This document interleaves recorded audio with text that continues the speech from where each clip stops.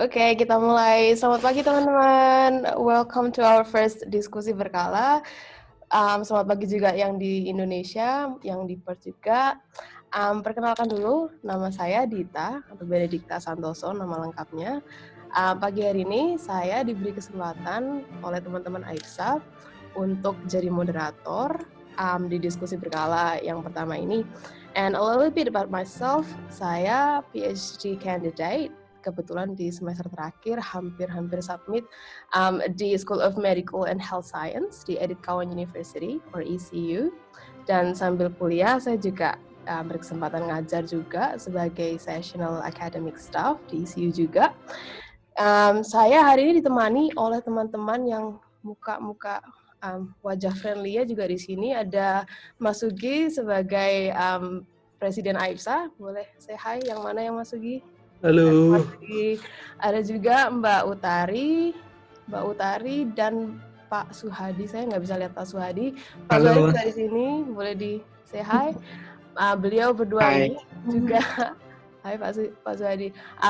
Mereka ini juga sedang S3 ya di University of Western Australia, UWA, dan Pak Suhadi, Mbak Utari, dan saya tergabung dalam divisi akademik di AIPSA.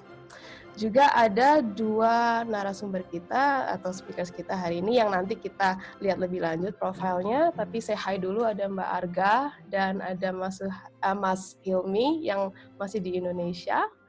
Nanti Oktober ke Perth ya, Mas Hilmi. Iya, senang sekali hari ini kita bisa virtually berkumpul meskipun kita sedang di tengah-tengah global health crisis ini. Dan saya mewakili teman-teman AIPSA, khususnya divisi akademik tadi, dan juga Mas Sugi, mengucapkan banyak-banyak terima kasih.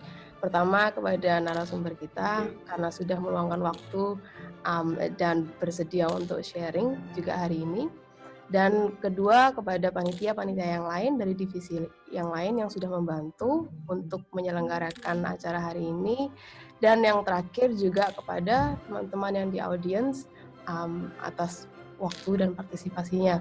Nah, sebelum kita mulai, saya kasih Mas Sugi kesempatan untuk say hi, sepatah dua patah kata, dan mengenalkan secara singkat apa sih AIPSA itu dan juga program-program kita ke depannya. Monggo Mas Sugi.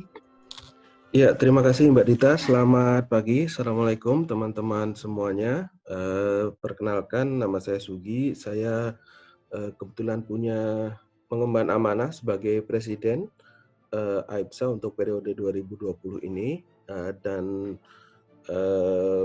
saya sangat berbangga bisa bertemu dengan teman-teman semuanya pada kesempatan yang sangat baik ini, karena ini merupakan diskusi pertama dari rangkaian diskusi yang rencananya kita akan lakukan secara berkala, kemungkinan besar per 2 bulan sekali, dengan topik yang sangat bervariatif, dan tentunya dengan menghadirkan pembicara sumber dari berbagai tempat, baik yang di Australia maupun yang di Indonesia. AIPSA sendiri merupakan lembaga yang bersifat voluntary, berisi mahasiswa maupun cendekia yang berada di Australia, dan sementara ini lembaga ini ada di Western Australia saja, belum menjangkau ke wilayah lain. Dan pada tahun ini kita punya beberapa program, dan baik itu program yang baru maupun program yang reguler. Dan dari semua itu yang paling besar saya rasa adalah program 3MT, 3 Minutes Thesis. Mungkin nanti teman-teman bisa Google apa itu untuk yang belum tahu. AIPSA merupakan satu-satunya organisasi di luar institusi pendidikan yang memiliki lisensi untuk menyelenggarakan kegiatan tersebut, dan kami cukup berbangga, dan mudah-mudahan nanti jika ada teman-teman di sini yang tertarik untuk berpartisipasi, kami sangat membuka kesempatan. Rencananya nanti kalau tidak September Oktober Untuk itu, ikuti terus perkembangannya melalui sosial media kami. Sekali lagi kami sampaikan selamat datang kepada para peserta untuk diskusi ini. Mudah-mudahan diskusi ini bisa menjadi pengetahuan baru maupun menambah pengetahuan yang sudah ada. Terima kasih kepada kedua pembicara yang hebat, Teh Arga dan Mas Hilmi. Selamat berpresentasi untuk hari ini. Sekali lagi terima kasih. Juga kepada secara khusus Pak Suhadi, Mbak Benedikta, dan Mbak Utari, serta teman-teman panitia dari AIPSA. Terima kasih, kerja keras teman-teman sangat kami hargai. Demikian dari saya, selamat menikmati diskusi dan mudah-mudahan diskusi ini bisa membawa kebaikan untuk kita semua. Terima kasih, selamat pagi. Thank you, Mas Sugi. Boleh di next, Mas Sugi, slide-nya? Thank you. Nah, hanya untuk mengingatkan saja secara singkat, selama sesi berlangsung, para audiens dan juga saya juga dan Mbak Utari, Pak Suhadi, dan Mas Sugi harap dimatikan mikrofonnya atau mic-nya. Kalau nggak malu juga boleh nyalakan videonya, cuma nanti depending on how the connection works, kalau koneksinya udah mulai putus-putus, mungkin kita juga akan minta untuk matikan. Tapi ya boleh Pak Suhadi. Jadi kalau belum familiar dengan Mas Sugi boleh di next. Kalau belum familiar dengan interface dari Zoom ini, cara mematikan mikrofonnya adalah di pojok kiri bawah itu ada icon mikrofon, boleh di mute. So there will be a cross di ikonnya, dan sebelahnya itu juga ada stop video kalau mau stop. Ini screenshot bekas kami kemarin malam meeting karena mukanya udah muka bantal semua, jadi terpaksa harus dipasang muka-muka artis di situ.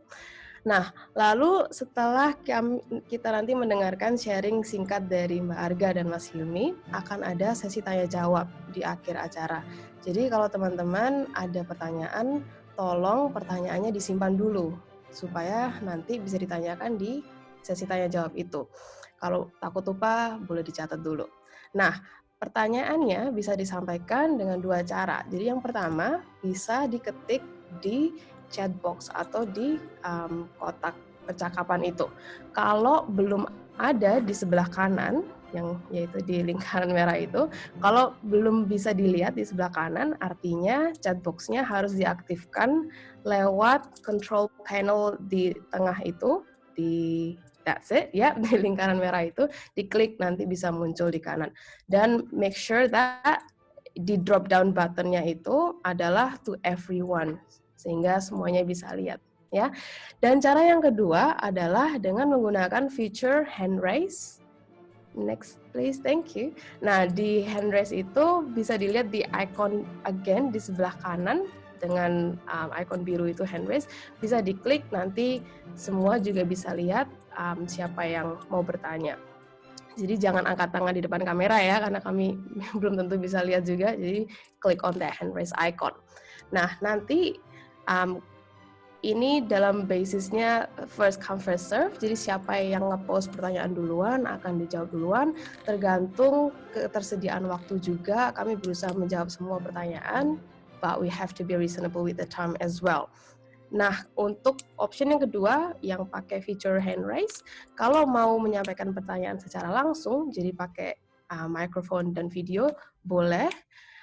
Nanti saya persilahkan, jadi saya panggil namanya, dipersilahkan dan boleh nyalakan microphone dan video, dan setelah selesai bertanya, tolong dimatikan kembali mikrofon dan videonya.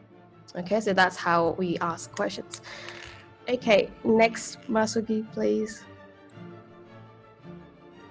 Nah, without further ado, kita berkenalan lebih lanjut dengan kedua presenter kita atau speakers kita hari ini. Yang pertama adalah Mbak Arga, nama lengkap dan foto cantiknya juga sudah bisa kita lihat di slides. Mbak Arga adalah PhD candidate di University of Western Australia or UWA, specifically di Cardiovascular Research Group, School of Human Science. Dan dari tahun 2007 hingga sekarang Mbak Arga mengajar sebagai dosen di Universitas Airlangga di Surabaya di Fakultas Kedokteran.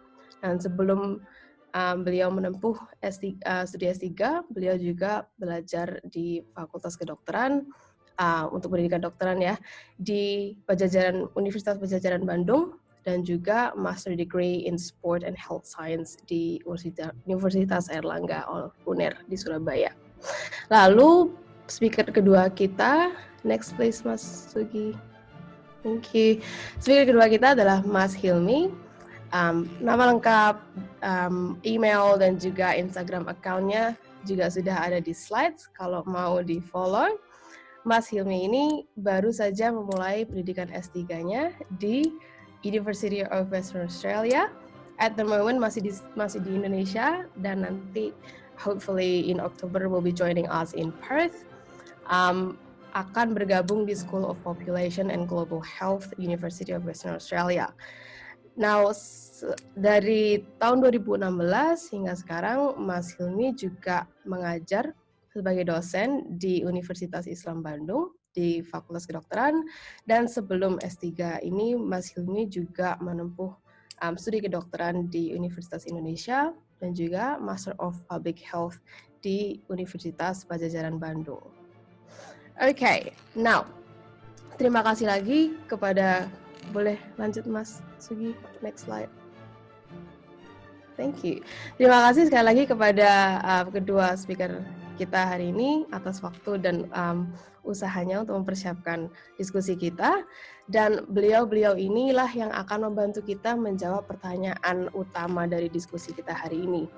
Jadi pertanyaannya adalah, apa sih yang perlu kita lakukan sebagai individu dan sebagai masyarakat untuk menghadapi the era of new normal di masa pandemi COVID-19 ini. Oke, jadi Mbak Arga, silahkan kalau mau start sharing.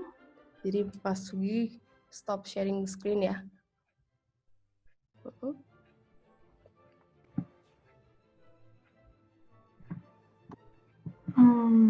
Ya.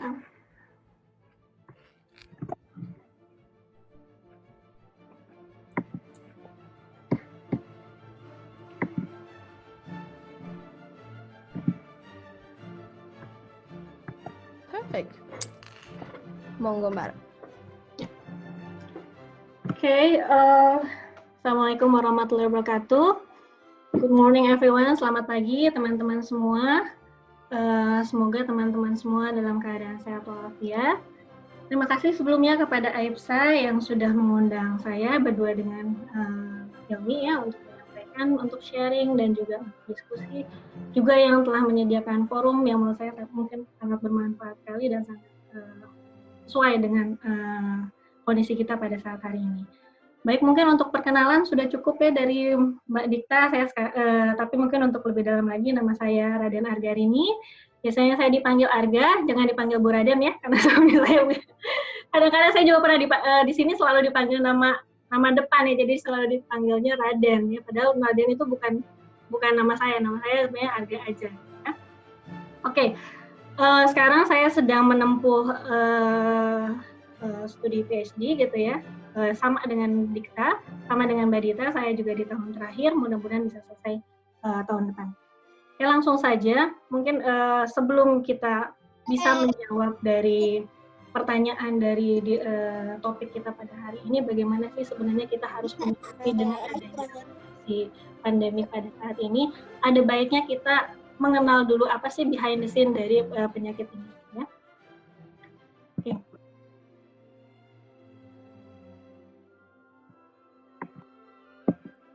Oke, kita lihat dulu dari pola dari persebaran penyakitnya. Jadi kalau misalnya kita lihat, teman-teman semua bisa melihat ya ada lingkaran-lingkaran merah itu, dan lingkaran-lingkaran merah itu yang awalnya hanya di beberapa negara pada awalnya, hanya di Cina, kemudian ke Italia, Irak, dan Iran, dan kemudian ke Jepang, kemudian Korea, tapi sekarang sudah ada di hampir semua negara di dunia. Ya. Dan sekarang sudah muncul epicenter baru yang kasusnya itu jauh lebih tinggi daripada pada saat awalnya di Cina. Ya, seperti pada negara-negara di Eropa Barat, ya, UK, Spain, Italia, kemudian juga Prancis ya, dan juga yang kasusnya sangat tinggi sekali adalah di Amerika dan juga negara-negara di Amerika Selatan. kalau kita lihat dari pertumbuhannya, kenapa sih kasus ini begitu, penyakit ini begitu luar biasa ya. Jadi kalau kita lihat pertumbuhannya secara logaritmik, pertumbuhannya ini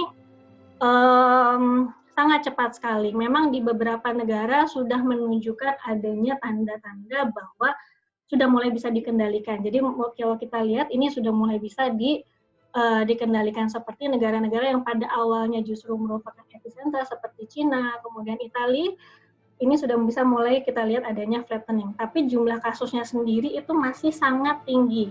Kita lihat kasus totalnya. Teman-teman bisa melihat datanya ini secara live ya. Jadi kita bisa melihat ada beberapa website yang memang menyediakan data-data secara live, jumlah kasus, jumlah kematian setiap harinya ya. Jadi kalau kita lihat tanggal 29 Mei ya, kita lihat kasusnya ada 5.800.000, jadi cukup tinggi sekali, padahal ini baru dimulai sekitar akhir bulan Desember. Jadi dalam waktu 5 bulan jumlah kasusnya udah sekian, dengan kematiannya sekitar 360.000 orang.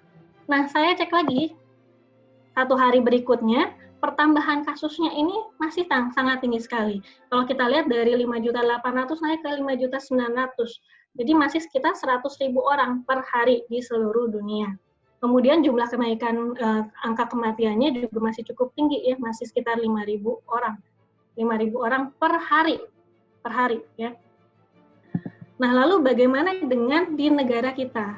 Di negara kita ini kita mulai mendeteksi sekitar bulan Maret.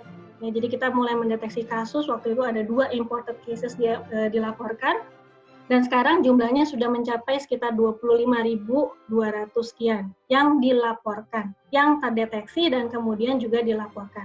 Jadi bukan berarti bahwa apakah ini jumlah yang sebenarnya kita belum tahu ya, karena ya seperti kita ketahui bersama bahwa kapasitas dari deteksi kasus di Indonesia ini dinilai cukup rendah dibandingkan dengan negara-negara yang lainnya. Ya. Kemudian kita lihat jumlah kematiannya cukup tinggi, sekitar 1.500. Kalau kita lihat dari persentasenya ini menjadi cukup besar. Kenapa? Karena kasus yang terdeteksi atau confirm case-nya ini cukup rendah dibandingkan dengan jumlah penduduk Indonesia yang hampir mencapai 300 juta sekian. Ini data per tanggal 29 Mei. Kemudian kalau kita lihat hari berikutnya, itu pertambahan kasusnya itu masih 500 per hari. Jadi masih cukup sangat tinggi. Dengan angka kematiannya meningkat sekitar 50 orang. Gitu. Jadi kalau misalnya kita lihat bahwa di Indonesia ini apakah sudah mulai menunjukkan adanya flattening dari curve, rasanya belum ya. Memang di hari-hari kemarin ini peningkatan kasusnya lebih tinggi daripada hari ini. Misalnya 700, ada yang 700, kemudian puncaknya sekitar beberapa hari yang lalu rasanya 900 atau hampir mencapai 1.000 orang per hari. Ya. Jadi kalau kita lihat kasus di Indonesia ini juga masih sangat tinggi sekali. Oke, nah sebenarnya siapa sih biang keroknya dari penyakit COVID-19 ini? Teman-teman sebenarnya mungkin sudah tahu semua, sudah pernah lihat ya, bentuk virusnya ini mirip kayak rambutan ya, jadi karena dia punya spiky protein yang membentuk coronanya ini, makanya dia dinamakan sebagai coronavirus. Nah, coronavirus sendiri ini sebenarnya bukan merupakan virus yang baru ya. Jadi dia sebenarnya sudah ada di sekitar kita, ada di hewan, ada di manusia. Hanya dia punya berbagai macam jenis, artinya tingkat keganasannya itu berbeda-beda. Nah, kebetulan yang saat ini menjadi masalah dan menyebabkan pandemik ini adalah suatu virus yang secara keganasannya kalau kita bilang tidak setinggi dari saudaranya, seperti yang kita ketahui tahun 2003 ada saudaranya yang cukup mirip ya bentuk cukup mirip secara struktur dan genetik. Namun virus ini memiliki angka penyebaran yang cukup tinggi dibandingkan dengan saudara-saudara pendahulunya seperti pada virus SARS-CoV yang 1, kemudian juga pada yang MERS-CoV. Gitu. Nah, lalu apa sih sebenarnya yang terjadi pada tubuh kita saat tubuh kita ini terserang dari virus ini? Ya. Jadi, ketika virus itu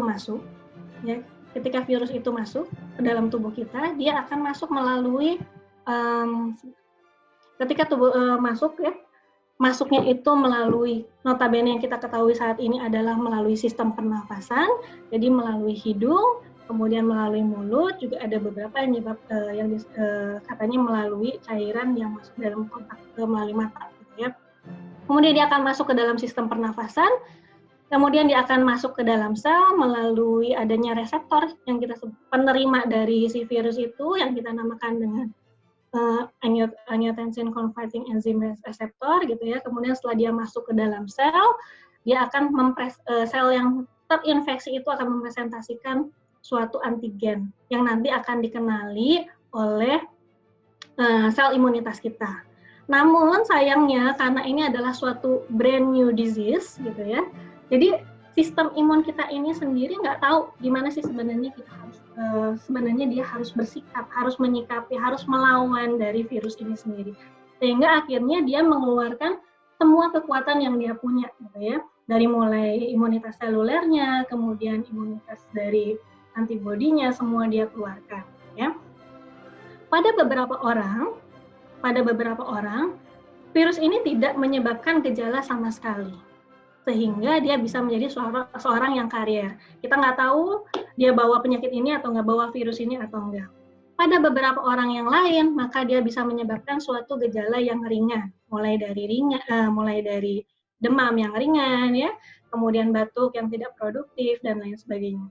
Tapi pada beberapa orang yang lain, itu bisa menyebabkan suatu gangguan pernafasan yang berat. Apalagi kalau misalnya dia sudah menyerang saluran nafas yang bawah, yang bagian bawah, sehingga dia menyebabkan pneumonia. Dan pada beberapa orang, pneumonia-nya bisa sangat berat dan akhirnya menyebabkan suatu gagal nafas. Nah, selain itu, sebenarnya virus ini juga luar biasa sekali ya, karena dia tidak hanya menyerang bagian paru. Ada juga yang mengatakan bahwa dia juga bisa menyerang bagian tubuh yang lainnya secara langsung tanpa adanya gangguan pada paru, misalnya pada jantung, ya, dia menyebabkan viral myocarditis. Namun sebagian besar dari jurnal-jurnal saat ini mengatakan bahwa dia utamanya adalah pada sistem pernafasan kita, tapi juga bisa menyebabkan multi organ failure, ya. Jadi pada gangguan organ yang ada seluruh tubuh kita, gitu. Nah, lalu bagaimana modalitas dari deteksi dari virus ini, gitu ya, dari penyakit ini. Nah, sampai dengan saat ini yang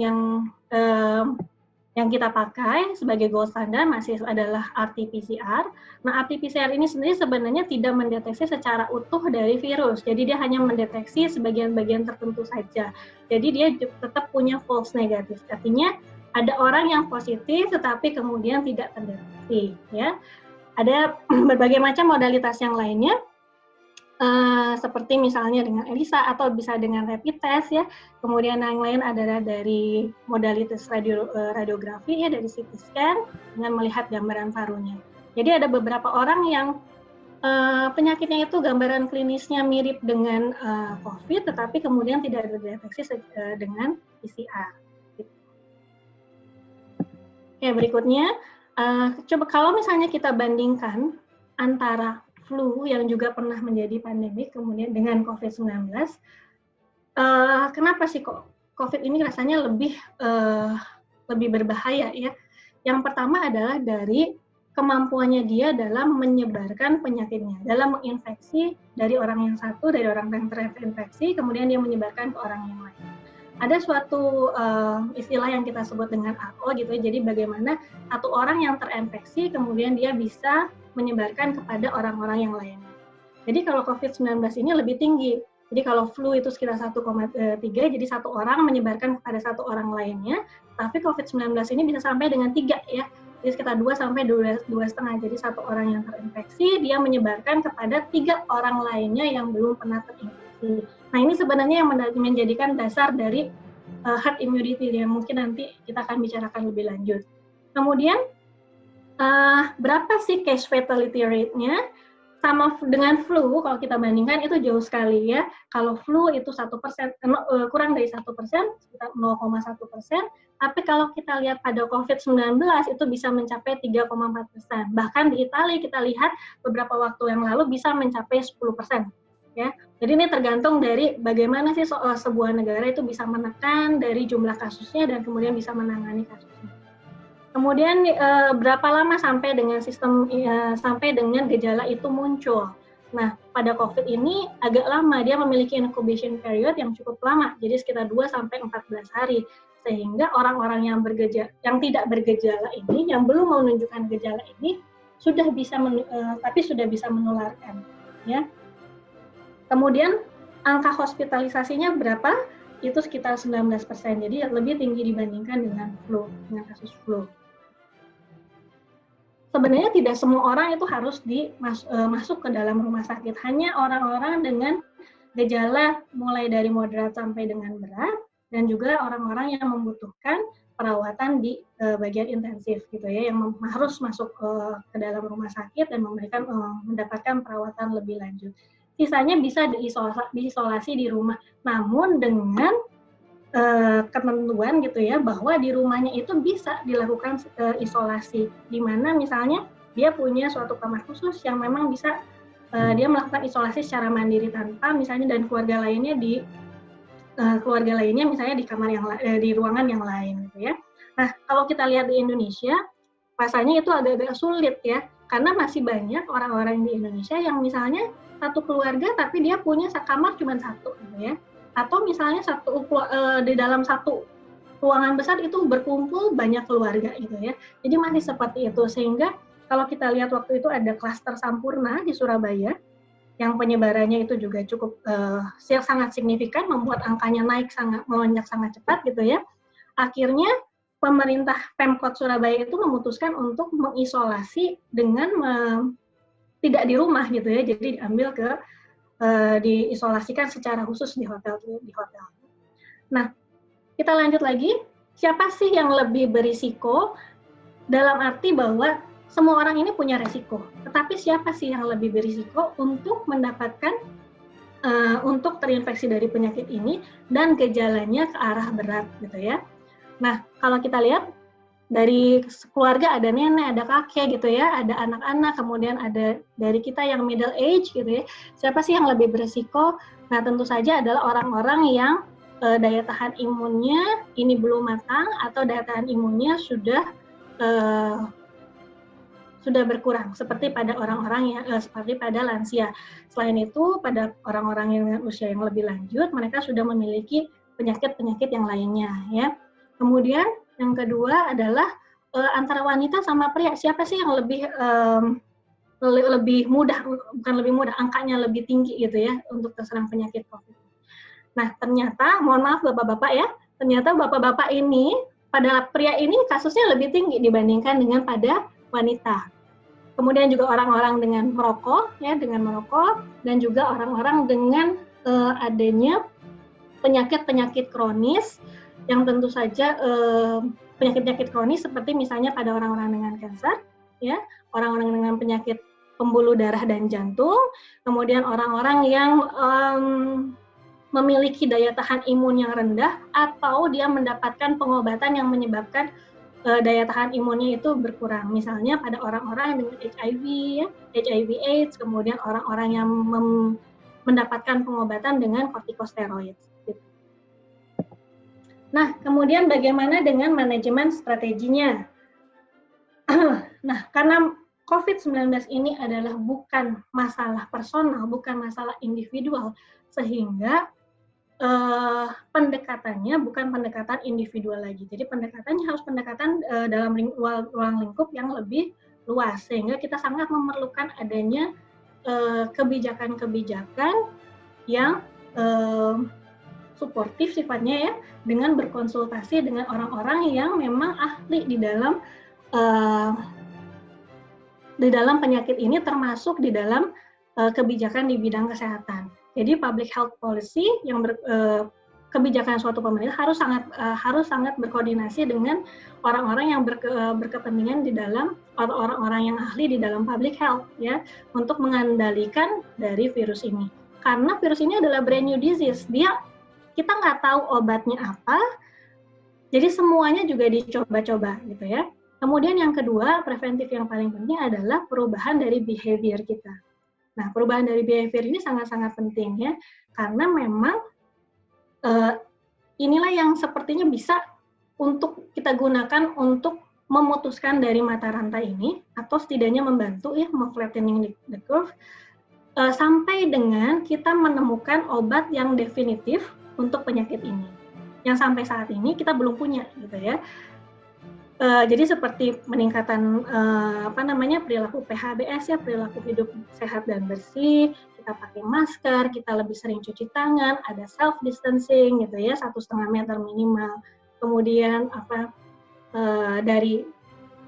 di bidang kesehatan di rumah sakit juga terus semuanya harus berubah ya. Karena dengan memperhatikan pola-pola bahwa kita harus memisahkan ya antara kasus-kasus yang misalnya normal tanpa COVID dengan COVID, jadi pengendalian infeksinya harus lebih baik lagi.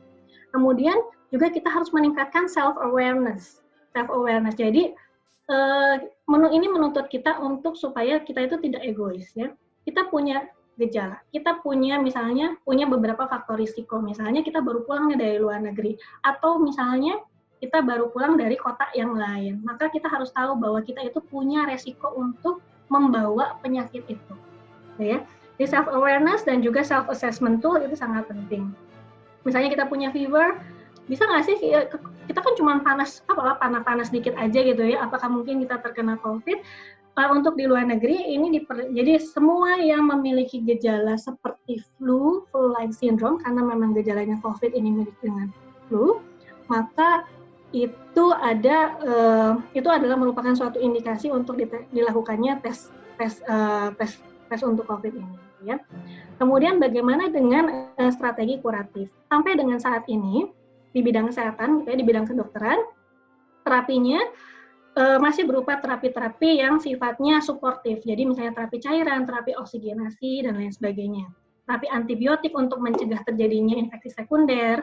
Tetapi untuk obat-obatan antivirus saya baca dari beberapa jurnal, ternyata masih belum ada yang terapi definitif untuk benar-benar bisa mematikan dari replikasi virus ini.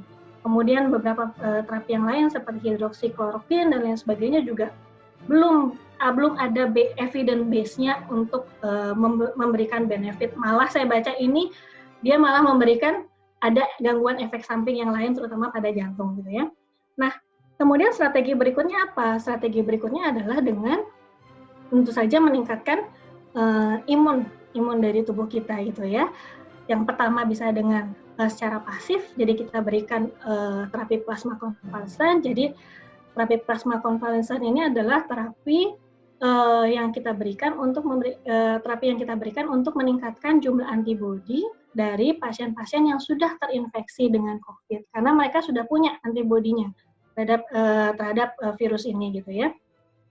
Nah, tapi ini pun masih dalam fase clinical trial. Ya, banyak negara-negara yang sudah menerapkan, sebenarnya masih dalam fase clinical trial. Di antaranya salah satunya adalah US, dia menyelenggarakan suatu clinical trial dengan plasma konvalesen yang cukup besar-besaran. Saya rasa di Indonesia juga sudah mulai ya. Kemudian vaksin. Nah, vaksin ini di beberapa negara sudah mulai dicobakan, tapi masih dalam fase 1 atau fase 2 ya. Fase 1 sama fase 2 ini artinya mereka masih mencobakan belum ke efektivitas dari vaksin terhadap penyakit ini, tetapi masih dalam range untuk mengetes safety. Jadi bagaimana si vaksin ini punya efek samping nggak kalau misalnya kita terapkan kepada manusia gitu ya. Nah, vaksin ini belum bisa kita pakai secara besar-besaran untuk mencegah pandemi ini. Nah, ini vaksin kemungkinan besar bakalan, kalau misalnya memang berhasil, baru akan ada sekitar tahun depannya, jadi awal atau pertengahan tahun depan paling cepat. Ya. Nah, jadi selama fase ini sampai dengan kita menemukan suatu pengobatan yang definitif untuk pengobatan maupun dengan preventifnya dengan vaksin misalnya ya, maka kita harus mencegah bagaimana caranya, harus mengubah behavior kita supaya kasusnya ini tidak melonjak dengan tajam. Kenapa? Karena kita juga pertama adalah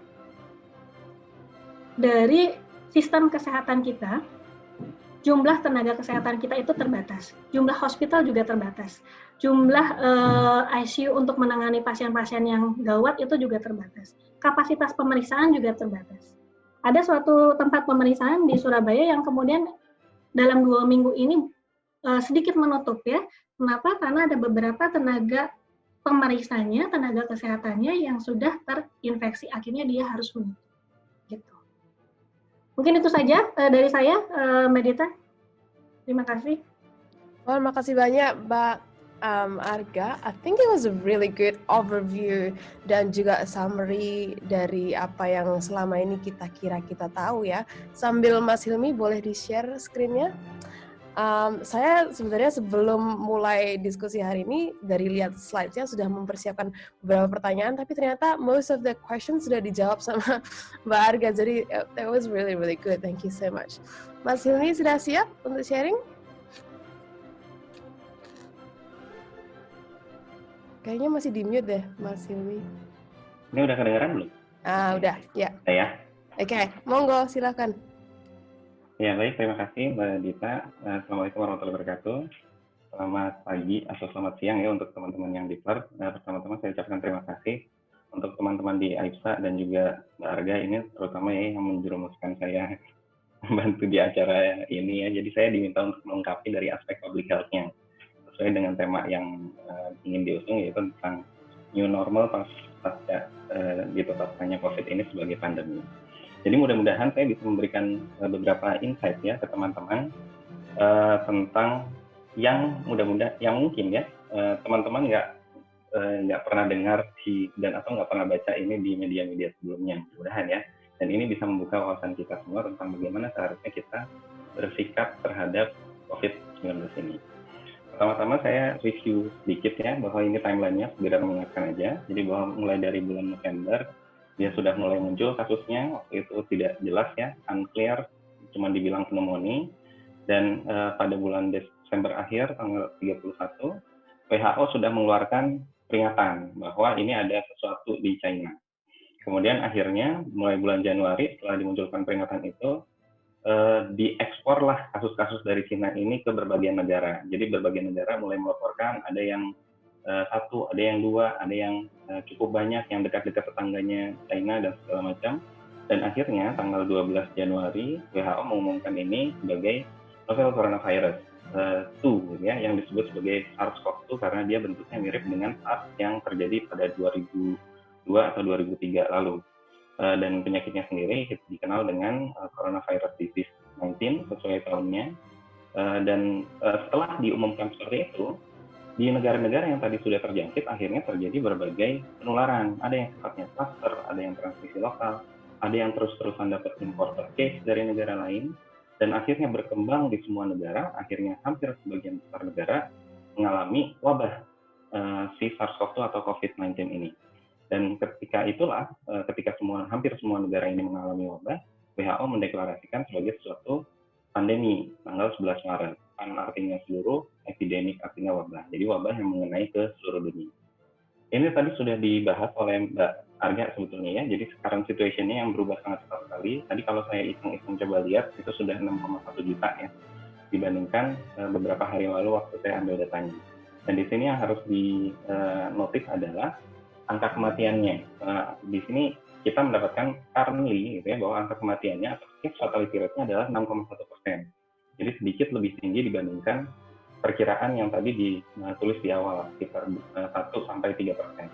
Nah, tapi yang harus diingat juga, tadi sebetulnya sudah ada disebutkan oleh Mbak Arga, nanti saya pertegas lagi di belakang, bahwa sebetulnya sekitar 80% itu asimptomatik. Jadi kalau kita nemu satu kasus COVID-19 yang terdeteksi terkonfirmasi dengan PCR, sebetulnya kemungkinan ada 4 orang lain, karena dia cuma 1/5-nya. Jadi ada 4 orang lain yang sebetulnya juga sudah terinfeksi. Jadi yang terdeteksi oleh PCR ini cuma 20%-nya. Artinya apa? Angka CSR-nya sebetulnya itu jauh lebih rendah daripada yang dibayangkan. Karena kalau kita mau fair, yang dibandingkan adalah infection fatality rate. Jadi jumlah orang yang terinfeksi dibandingkan dengan jumlah orang yang meninggal. Jadi kalau tadi jumlah kasusnya sebetulnya 5 kali lipat dari yang dilaporkan, maka kemungkinan CSR-nya itu sekitar 1%-an gitu ya, atau bahkan di bawah 1%, less than 0%. Dan itu juga kita harus lihat per kelompok usia. Dan di sini yang saya highlight juga adalah total active case. Ini yang kenapa saya highlight di sini, karena seharusnya yang kita amati sehari-hari adalah kasus aktif, bukan total kasus ataupun kasus baru menurut saya. Nah, ini kurva yang kita lihat di awal-awal mungkin ya COVID-19 itu rame, di-share di mana-mana bahwa kita harus flattening the curve. Sebenarnya apa sih flattening the curve gitu ya? Ini kita lihat bahwa ini namanya kurva epidemiologi ya, kurva epi. Jadi menunjukkan bagaimana sebaran wabah. Jadi ketika di sini kita bandingkan, tanpa mitigasi wabahnya akan langsung melonjak tinggi tapi cepat beres, yang kita lakukan adalah flattening the curve. Jadi jangan sampai puncaknya itu terlalu tinggi. Karena kalau terlalu tinggi, dia akan melebihi kapasitas layanan kesehatan. Maka dari itulah kita butuh untuk mengendalikan infeksi agar puncak wabahnya tidak melebihi kapasitas layanan kesehatan. Secara jumlah kasus mungkin akhirnya sama. Tapi ketika kita bisa flattening the curve, maka kita akan meminimalisir kematian yang seharusnya bisa dihindari gara-gara overload atau overwhelm dari healthcare yang kita punya. Dan yang harus di sini yang tidak banyak di-share juga ya, bahwa healthcare capacity kita itu tidak statis. Bisa dilihat semua negara di sini kan nambah jumlah ICU, nambah jumlah bed di rumah sakit, yang tadinya hotel dijadikan rumah sakit dan segala macam. Jadi animasi ini mungkin menggambarkan kepada kita kondisi yang lebih tepat dibandingkan ada kurvanya dan ada garis yang lurus yang sifatnya statis. Ini yang harus diingat. Nah, jadi kalau tadi kita melakukan mitigasi supaya kurvanya flat, tidak melebihi ambang batas dari layanan kesehatan, kapasitas layanan kesehatan kita, jadi mitigasinya seperti apa? Otomatis kita harus mengontrol infection rate. Dari mana infection rate itu kita tahu? Tadi sudah disebutkan juga oleh Mbak Arga, dan ini indikator yang sebetulnya bahkan orang etik sekalipun nggak terlalu sering ya membahas indikator ini, tapi jadi booming pada era COVID-19 ini. Orang awam, gubernur, presiden sekarang jadi juga tahu, ada yang disebut sebagai basic reproductive number atau R0 atau R0. Jadi R0 lah gitu ya, bahasa Indonesia. Tadi sudah dijelaskan juga. Jadi angka ini melambangkan berapa banyak orang yang akan terinfeksi dari satu orang yang memiliki penyakit coronavirus ini. Jadi kalau R0-nya 2, artinya satu orang menularkan ke 2 orang yang lain. Jadi dari situ kita bisa tahu bahwa ketika satu penyakit ini punya R0 yang lebih dari 1, dia akan menjadi wabah. Karena jumlahnya akan bermultiplikasi dengan cepat. Ketika R0-nya sama dengan 1, maka dia akan menjadi suatu endemik. Endemik artinya penyakitnya ada terus, meskipun dalam jumlah yang sedikit. Karena satu orang menulari orang lain. Jadi dia jumlahnya stabil gitu ya. Seperti DBD mungkin di beberapa, dengue fever ya, di beberapa wilayah. Kemudian juga tuberkulosis di Indonesia itu sudah jadi endemik dan beberapa penyakit lain. Dan kalau R0-nya kita bisa tekan kurang dari 1, penyakit itu akan hilang. Itu yang terjadi dengan beberapa penyakit yang sudah dieradikasi, seperti polio, campak, dan seterusnya. Nah, bagaimana cara mengendalikan atau menurunkan reproductive number ini? Kita harus lihat faktor apa saja yang sebetulnya menentukan dari reproductive number atau R0. Ada 3 faktor, ada C, P, dan D. Jadi CPD ya. Jadi yang pertama adalah kontak, rate of contact. Jadi semakin banyak kontak, otomatis dia akan memudahkan terjadinya infeksi antar orang per orang. Maka dari itulah kita melakukan social distancing supaya kita tidak terlalu banyak berkontak dengan orang lain, either dia sehat ataupun sakit ya. Jadi selama kita menurunkan jumlah kontak melalui social distancing atau yang lebih ekstrim lagi kita lakukan dengan lockdown atau PSBB, otomatis reproductive number akan berkurang. Yang kedua adalah probability of infection. Maksudnya apa? Ketika kita kontak, apakah akan semua orang terinfeksi? Tentu tidak. Jadi ada orang-orang tertentu yang pada kondisi tertentu dia rentan terinfeksi. Yang tidak punya hygiene yang baik, yang punya imunitas yang rendah, dia akan lebih mudah terinfeksi. Maka dari itulah ada upaya-upaya yang kita lakukan untuk menurunkan probability dari atau peluang kita terinfeksi, yaitu dengan cara good hygiene. Yang paling utama adalah cuci tangan ya. Kemudian juga memiliki imunitas yang baik dengan berbagai upaya, dan juga personal protective equipment atau alat pelindung diri. Di sini kenapa saya kasih merah? Karena ini sangat selected sebetulnya ya. Pakai masker di mana-mana dan segala macam, apakah itu efektif? Ini debatable sebetulnya kebijakan masker itu. Karena kita tahu, kalau pada setting orang sakit dan pada setting tenaga medis atau social worker yang merawat pasien dengan infeksi itu wajib menggunakan alat pelindung diri. Tapi pada orang sehat, ya ada studi yang mengatakan ada benefitnya, tapi banyak juga studi yang mengatakan bahwa ini banyak kerugiannya, terutama jika dipakai jangka panjang. Sebagai contoh masker misalnya, masker itu sudah ada beberapa studi yang mengatakan bahwa ini menimbulkan rasa aman yang palsu, gitu. Jadi masking effect of safety, gitu ya. Karena kita udah pakai masker, kita jadi nggak social distancing, bisa kesana sini, beli ini beli itu dan segala macam. Itu satu. Nomor dua, bahwa ketika kita menggunakan masker itu otomatis bukan hanya ngeblok virus sebetulnya kan tujuannya kan ngeblok virus dan bakteri. Tapi yang terjadi adalah aliran udara juga terhambat. Apa akibatnya? Pada individu-individu yang rentan seperti bayi, orang tua, orang dengan penyakit obstruktif, paru obstruktif seperti COPD, itu dia butuh usaha nafas tambahan dan akhirnya justru terjadi perburukan pada sistem respirasinya si orang itu. Maka dari itu ini sebetulnya kita ya secara pribadi ya, gitu. Tapi kalau secara negara ya kita ikut aja polisinya gitu. Karena banyak juga ini kasus-kasus yang unik-unik gitu. Misalkan kemarin saya dengar sendiri dari teman saya gitu ya, yang jaga di rumah sakit, sekarang kecelakaan lebih mending dia nggak pakai helm tapi pakai masker gitu. Jadi yang lebih diutamakan justru adalah pakai maskernya, bukan pakai helmnya. Dan yang lucu juga, pada saat PSBB, ada beberapa checkpoint gitu ya, kalau kita lihat di jalan-jalan, itu di-stop oleh polisi. Gara-gara satu, dipastikan bahwa misalkan dia boncengan, naik motor. Dia dipastikan bahwa dia satu keluarga, yang pertama. Yang kedua adalah dia menggunakan masker. Padahal ketika dia tidak menggunakan helm, itu lolos. Dan dia tidak punya SIM, dia lolos gitu. Jadi sekarang udah bergeser gitu. Jadi prioritasnya udah agak amburadul gitu ya kalau menurut saya yang satu. Yang ketiga adalah duration of infectiousness. Jadi berapa lama kita infeksius untuk orang lain. Jadi berapa lama kita sakit. Makin lama kita sakit, otomatis kita makin besar peluangnya menularkan ke orang lain. Oleh karena itu kita harus juga punya usaha untuk menekan durasi dari infectiousness. Gimana caranya? Kalau sakit, isolasi diri. Jadi kita nggak punya periode infeksius ke orang lain. Kalau sakit istirahat supaya cepat sembuh. Dan kalau ada obat ya minum obat. Cuman sampai sekarang kita belum ada yang etiologis ya. Nah ini yang tadi juga sudah disampaikan oleh Mbak Arga. Jadi sebenarnya siapa sih yang menderita gara-gara COVID ini? Kalau kita coba browsing, ini jurnalnya sudah sangat banyak sekali. Bahkan di level systematic review dan meta-analisis pun juga sudah sangat banyak. Saya ambil beberapa aja. Ini yang saya tampilkan salah satu yang tampilannya relatif lebih mudah. Bisa kita lihat di sini. Kalau kita bandingkan mortality rate-nya yang tadi angkanya 6% itu, kalau kita klasifikasikan per kelompok umur bisa dilihat bahwa if you are less than 50 and you are healthy, then your chance to survive is very very very high actually gitu ya. Jadi 99% lebih gitu ya. Kalau misalkan kita usia kurang dari 40 dan kita tidak punya penyakit penyerta. Tapi begitu kita di atas 50 atau bahkan beberapa paper lebih cenderung menggunakan di atas usia 65, itu chance-nya untuk survival atau angka mortalitasnya justru meningkat. Begitu juga yang terjadi dengan comorbidity. Bisa dilihat di sini yang disampaikan oleh Mbak Arga tadi.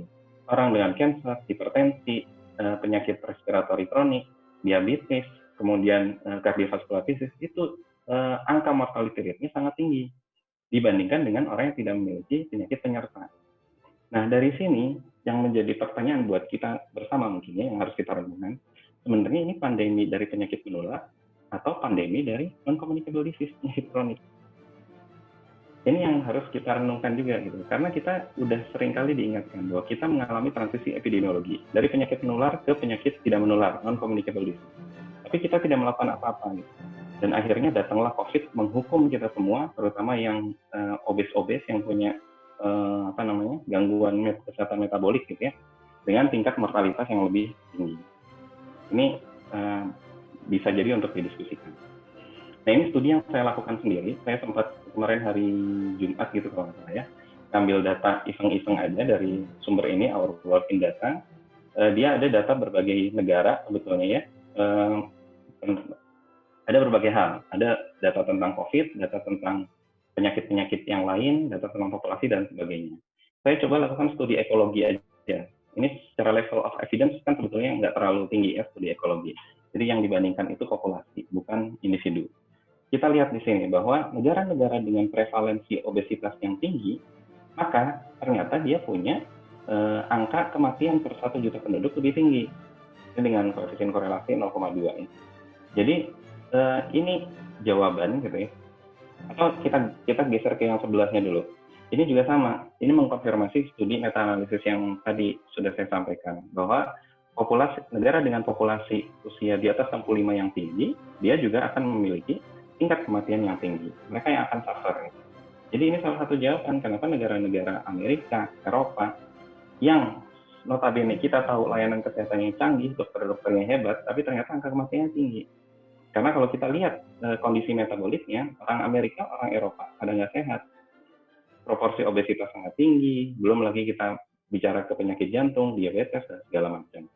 Dibandingkan dengan negara lain yang tidak punya proporsi populasi dengan kondisi kesehatan metabolik yang buruk. Dan yang ketiga yang juga menarik menurut saya, meskipun ini belum tentu benar ya, saya bandingkan antara jumlah bed yang dimiliki dan juga kematian per 1 juta penduduk. Ternyata tidak ada korelasinya, garisnya hampir flat. Artinya apa? Di sini ada negara-negara yang jumlah bednya sedikit, tapi dia kematiannya juga sedikit. Tapi ada yang jumlahnya cukup banyak, kematiannya juga tinggi di sini gitu. Artinya apa? Kalau tadi usaha flattening the curve adalah agar tidak kolaps layanan kesehatan, kalau dilihat dari sini sebetulnya kematian itu tidak terlalu berhubungan dengan jumlah layanan kesehatan yang tersedia. Artinya ini bukan avoidable death kalau menurut saya gitu ya. Jadi yang memang meninggalnya karena punya risk factor yang tadi sudah ditangani oleh rumah sakit, tapi memang dia punya risk factor yang kita nggak bisa hindari. Nah, ini yang mungkin mendasari diskusi kita dan akhirnya membawa kita kepada term yang menjadi judul diskusi kali ini, yaitu new normal. Nah, pasti ada new normal karena kita sempat mengalami periode lockdown gitu ya, atau PSBB kalau di Indonesia, pembatasan sosial berskala besar. Jadi dalam menghadapi COVID ini, yang angka reproduksinya itu sangat tinggi, tadi sudah disebutkan oleh Mbak Arga, antara 2 sampai 2,5, atau bahkan ada satu jurnal yang sempat saya baca sampai 5, karena tergantung tadi ya konteks di satu populasi. Itu ada 2 ekstrim strategi, antara yang aggressive restriction, yang kemudian dikenal dengan strategi lockdown, atau yang mild restriction. Nah, yang mild restriction ini akhirnya orang-orang menyebutkan ini sebagai strategi herd immunity. Padahal, setahu saya tidak ada immunity, karena memang tidak pernah digunakan untuk secara sengaja untuk penyakit yang penyakit menular yang apalagi kita masih belum tahu etiologi secara detailnya. Dan sebagian besar kita adalah in between ya, jadi antara lockdown yang sangat ketat dan juga restriction yang lebih mild. Nah, apa dasar kita memilih mana strategi yang lebih baik? Jawabannya menurut saya tidak bisa dijawab gitu.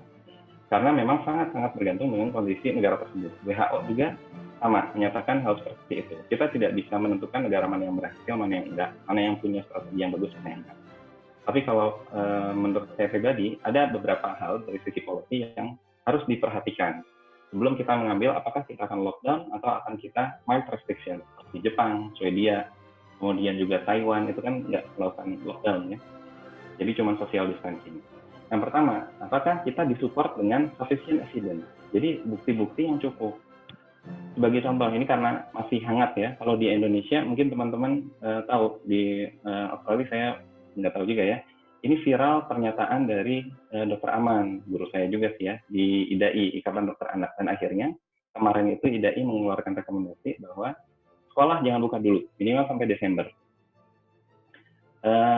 Kalau misalkan kebijakan itu dituruti, artinya pemerintah ikut rekomendasi IDAI. Gitu kan ya. Nah, kalau misalkan pemerintah ikut rekomendasi IDAI, level of evidence berapa yang akan diikuti oleh pemerintah? Tentu kita tahu, expert opinion itu ada pada level of evidence yang masih di bawah-bawah gitu sebetulnya. Sedangkan di mana-mana, di banyak negara, Kanada, Australia, mungkin saya juga tahu ya, di Jepang, kalau Swedia udah dari awal gitu. Mereka tetap membuka sekolah dan memutuskan untuk membuka sekolah terutama yang anak-anak usia dini, jadi childcare dan juga anak SD di primary school.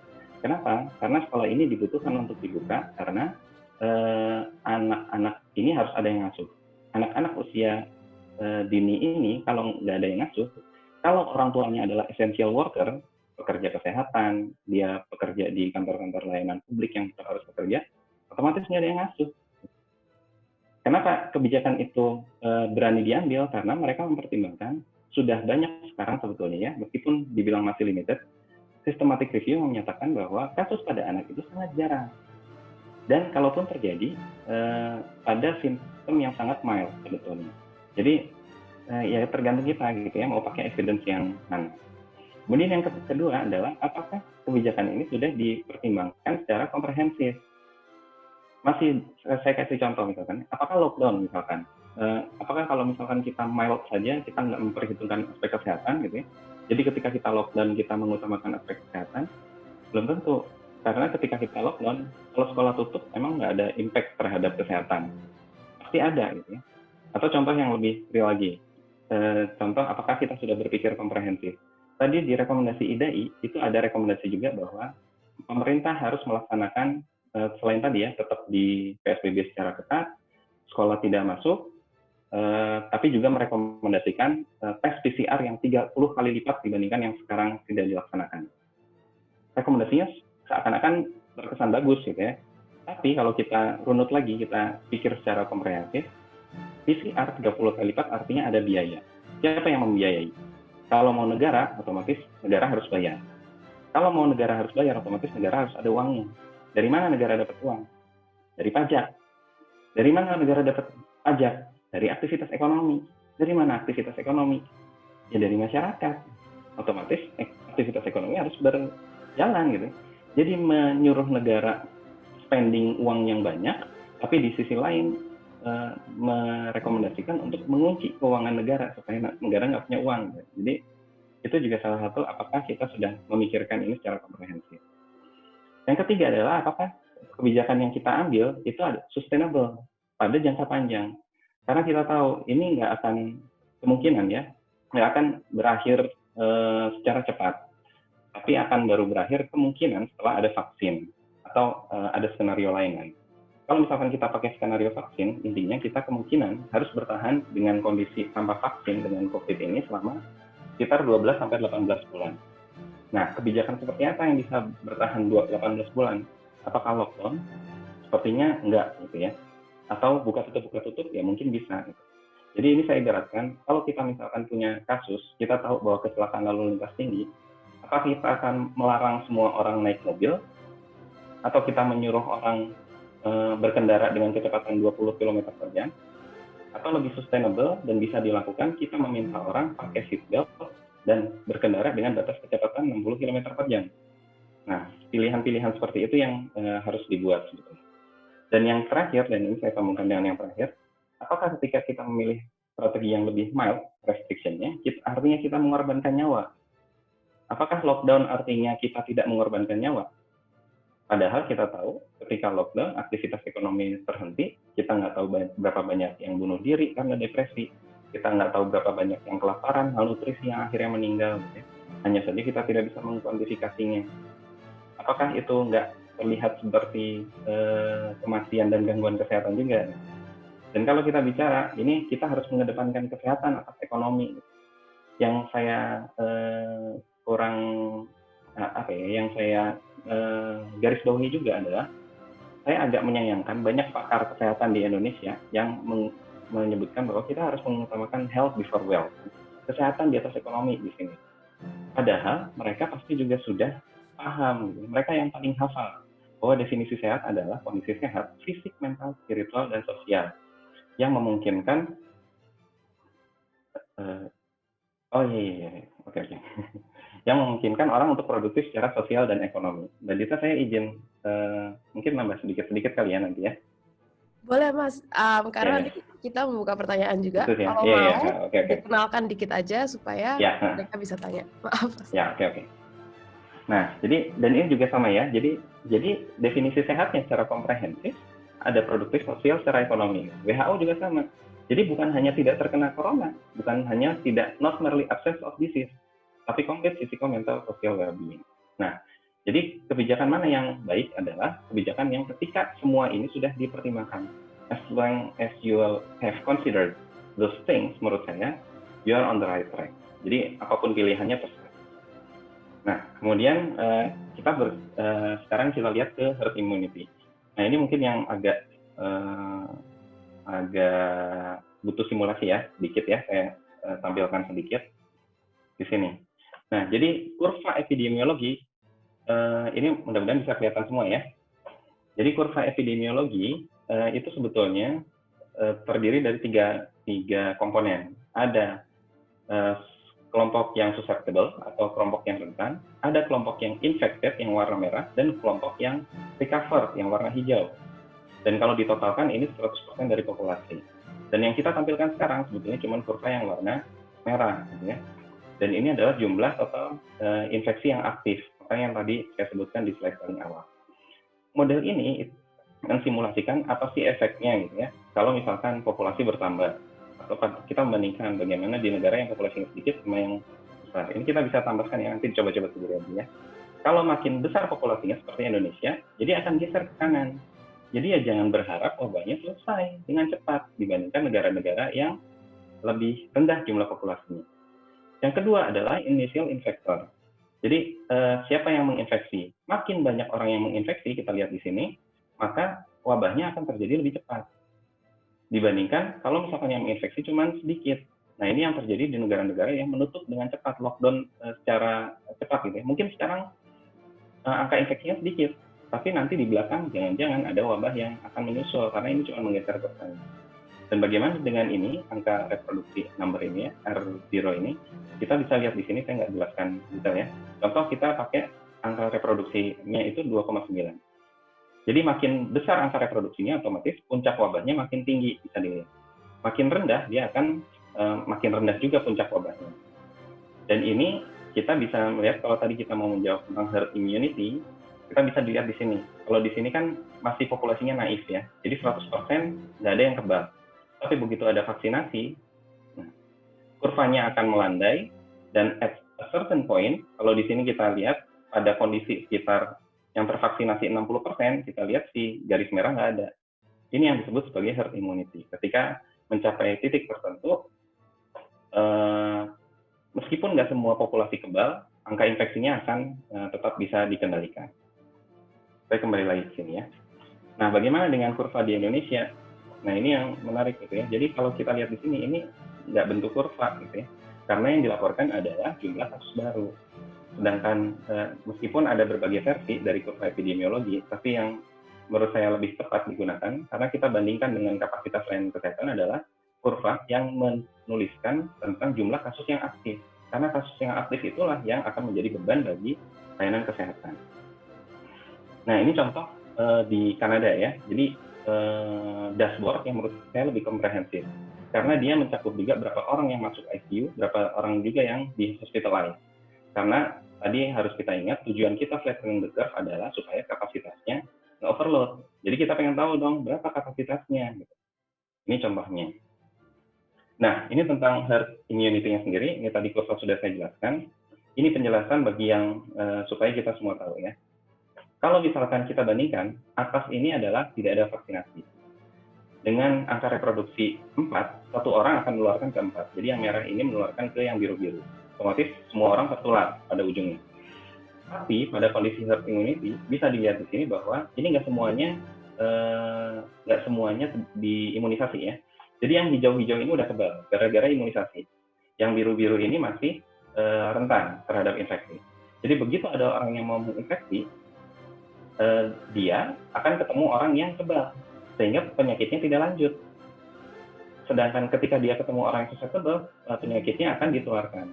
Nah, bisa kita lihat di sini produk akhirnya bahwa orang-orang yang ternyata tidak divaksin ini tidak tertular. Kenapa? Karena mereka dilindungi oleh orang-orang yang sudah kebal ini, gitu. Karena rantai infeksinya terputus di orang-orang yang sudah kebal. Itu yang disebut sebagai herd immunity. Nah, bagaimana cara kerjanya di Indonesia? Ini kita lihat yang tadi, bahwa sebetulnya pasien COVID itu 86% asimptomatik, tidak bergejala. Kasus ringannya sekitar 11%, yang pneumonia ini yang butuh hospitalisasi itu sekitar 3%. Jadi kalau kita hitung, kalau kita menggunakan skenario ala herd immunity, ya, bahwa kalau mau kebal seluruh penduduk, berapa orang sih yang harus terinfeksi? Kalau kita hitung dari sini, 70% harus terinfeksi. Dari 270 juta penduduk Indonesia, maka harus 190 orang terinfeksi. Dari situ, 5,7 juta orang harus masuk rumah sakit, dan akhirnya 680 ribu orang akan masuk ke ICU. Nah, yang jadi pertanyaan, mampukah fasilitas kesehatan kita menampung ini semua? Jawabannya adalah depends on time. Kalau ini terjadi secara sekaligus, ya jelas nggak mampu. Tapi kalau ini terjadi dalam 1 tahun, sebetulnya masih mampu, kalau saya ya. Karena kalau kita lihat data BPJS, tahun kemarin aja, kunjungan rawat inap itu sampai ke 8 juta. Artinya, hospitalized di sini masih 5 juta gitu ya. Tahun lalu itu 8 juta masih ditampung sama BPJS. Jadi tergantung waktunya. Kalau misalkan dalam waktu singkat, ya nggak mampu. Tapi kalau ini terjadinya dalam kurun waktu yang lama, ya masih ketampung. Nah, bagaimana dengan vaksin? Ini sudah disebutkan oleh Mbak Arga tadi ya. Ada 100 lebih yang sedang dikembangkan pada fase preklinik. Sedangkan yang sudah masuk ke fase uji klinik, menuju ke manusia, itu ada 10. Yang paling maju kandidatnya yang dari Oxford ini. Masih berapa lama? Ini jangan berharap dia udah masuk ke fase 3 jadi cepat ya. Karena fase ini lama sekali. Jadi tetap antara mungkin 12 sampai 18 bulan ke depan. Nah, sekarang kita masuk ke yang bagian terakhir. Mudah-mudahan bisa di sini ya. Apa sih yang disebut sebagai new normal itu gitu ya. Nah, sebelumnya ini saya kutip berita dari New York Times ya, yang menarik. Jadi ada satu pernyataan dari satu ahli sejarah, ini Dora Varga, dia ahli sejarah yang spesifik di medical. Dia meneliti polio, measles, dan segala macam, bahwa kemungkinan menurut dia, ada satu kemungkinan bahwa si wabah ini jangan-jangan akan berakhir secara sosial terlebih dahulu, sebelum berakhir secara medis. Artinya apa? Orang-orang ignorant. Jadi dia mau tetap beraktivitas, meskipun akan ada letupan-letupan kasus gitu ya. Ya ada si corona gitu ya. Tapi akhirnya everybody gets tired gitu ya. Jadi ya udah secara sosial ini udah bukan wabah lah gitu. Kita udah terbiasa dengan itu. Ini kata Dora Varga. Nah, jadi apa itu new normal? New normal itu adalah proses kita membuka kembali aktivitas ekonomi, sosial, dan publik.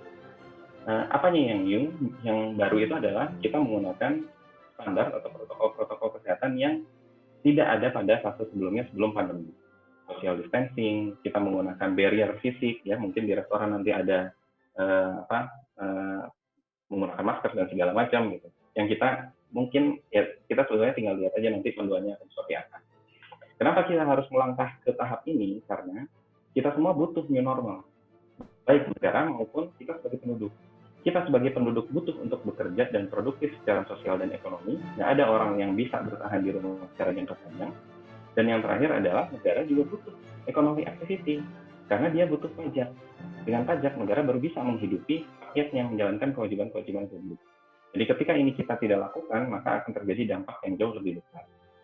Nah, kapan mulainya? Ini juga dokumennya sebetulnya tinggal dibaca ya. Kalau WHO menyatakan bahwa ada 6 syarat. Jadi transmisi sudah terkendali, kemudian sistem public health-nya sudah siap, kemudian kemungkinan outbreak di fasilitas-fasilitas yang rentan seperti fasilitas milik lansia, nursing homes ya, dan segala macam itu sudah bisa diantisipasi.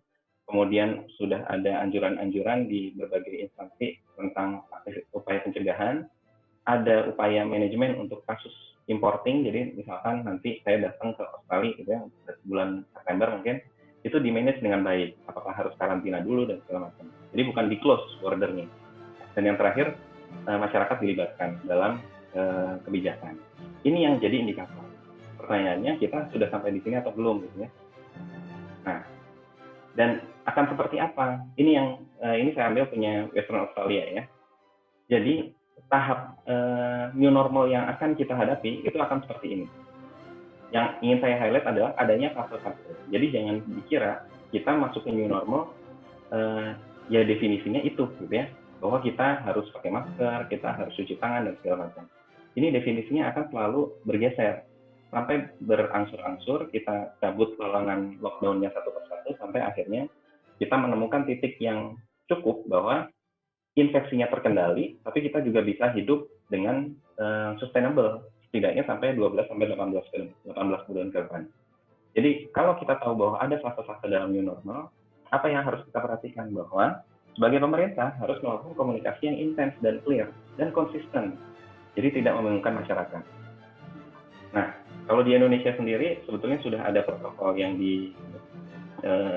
dirumuskan ya, meskipun belum tersosialisasi dengan baik. Seperti penggunaan masker, harus wajib, hand sanitizer, kemudian pelaporan, terus di bisnis juga harus punya tim kebersihan khusus dan seterusnya, sambil tetap melakukan upaya tracing dan identifikasi kontak.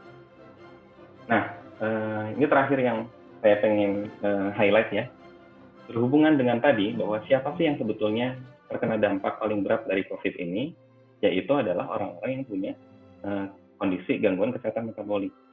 Kalau anjuran pemerintah di mana-mana adalah PHBS, makan bergizi dan segala macam. Tapi apa sih interpretasi orang terhadap makan bergizi? Kalau saya dulu ya, waktu lagi koas, dibilang harus makan bergizi supaya nggak sakit, akhirnya saya makan banyak.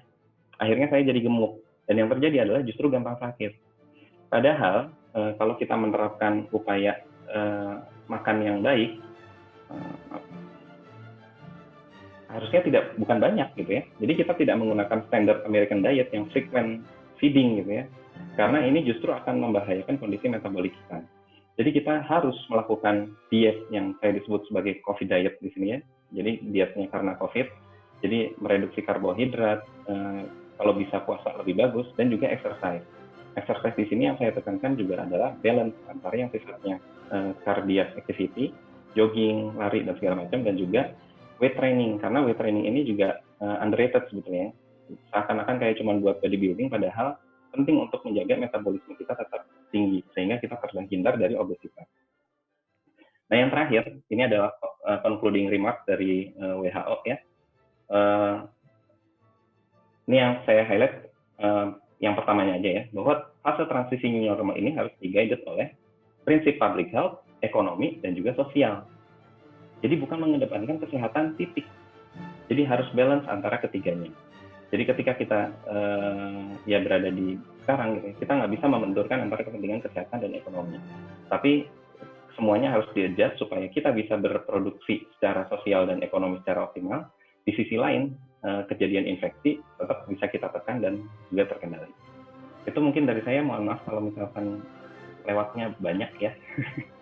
Saya mau nyetop, makasih Mas Hilmi, saya mau nyetop juga nggak ragu-ragu karena memang diskusinya menarik. Dan langsung aja ya kita ke pertanyaan dari partisipan atau audiens. Ingat ada 2 cara, boleh angkat tangan, boleh juga di kolom chat. Nah, di kolom chat ini kita bisa lihat bareng, aku juga bisa nggak sih dibesarin? Bisa harusnya ya. Yang pertama adalah dari, Mbak Neti. Penguatan imun masing-masing individu diikuti malnutrition, lalu pengawasan yang ketat untuk perilaku new normal dalam kurung maskeran, cuci tangan, social distancing. Tetap deg-degan. Hingga sekarang untuk nakes di kampung-kampung Sumatera Selatan, khususnya di tempat Mbak Neti, masih gagap dengan protokol bagaimana menangani ODP, PDP, maupun pasien positif COVID-19 hingga saat vaksin ditemukan. So, yang juga harus disebarkan adalah how to boost our immune system. Apakah Mas Hilmi dan Mbak Arga setuju? Kayaknya komen aja sini. Iya, setuju berarti ya. Karena dilihat dari tadi yang menarik di salah satu ecological studies yang di 3 curves yang Mas Hilmi share tadi, yang di terakhir, berarti pretty much meskipun si pemerintah juga pegang peranan penting, tapi at the end of the day kayaknya juga ke individu juga ya, kalau punya predisposing existing comorbidity kayak diabetes and metabolic syndrome gitu. Jadi I think the answer to that is yes. Agree, Mas Hilmi dan Mbak Arga? Balik lagi ke bahwa, coba ya saya tambahkan sedikit, bahwa ini nggak bisa balik lagi ke urusan pribadi aja ya mungkin ya, bisa dan Mbak Neti ya. Karena kalau tadi mengontrol komorbiditas, mempertahankan sistem imun dan segala macam, itu juga harus jadi concern dari upaya kesehatan yang kita punya. Contoh, tadi yang punya komorbiditas kan harus dikontrol. Artinya primary care kita itu harus concern sekali bahwa orang yang punya diabetes, gula darahnya harus terkontrol. Lebih terkontrol dibandingkan periode sebelum ini. Karena begitu mereka nggak terkontrol, mereka kena COVID, boom, gitu ya. Lewat bisa jadi. Gitu. Dan itu harus, otomatis pencegahan lebih awalnya di-drive oleh pemerintah kan gitu. promosi kesehatan dan etc. Jadi Ingat. tetap meskipun individu memegang kendali, ya pemerintah dan fasilitas kesehatan juga punya peran di situ. Kalau dari saya sendiri, sebenarnya saya kurang setuju ya kalau misalnya ini harus pendekatan secara individual. Memang benar individual, tapi harus komprehensif gitu ya. Jadi masing-masing itu ranah prevensinya itu harus kuat sekali. Dari kita sendiri secara individu kita melindungi gitu ya, kita naikin. Gimana sih cara kita naikin imun tubuh? Misalnya tadi Mas Hilmi bilang bahwa kita lakukan dengan diet yang baik gitu ya, dengan work from home kita juga secara otomatis kalori kita menurun sehingga kita harus juga adjust gitu ya dari diet dan lain sebagainya, juga dengan hal olahraga itu saya setuju sekali. Tapi dari pihak kesehatan itu juga harus penanganannya secara komprehensif, apalagi puskesmas itu adalah sebagai garda terdepan gitu. Orang sakit notabene harusnya ya dia kan ke pusat kesehatan dulu. Pusat kesehatan yang paling dekat dengan masyarakat di Indonesia tentunya adalah puskesmas, lain diantaranya klinik-klinik lain.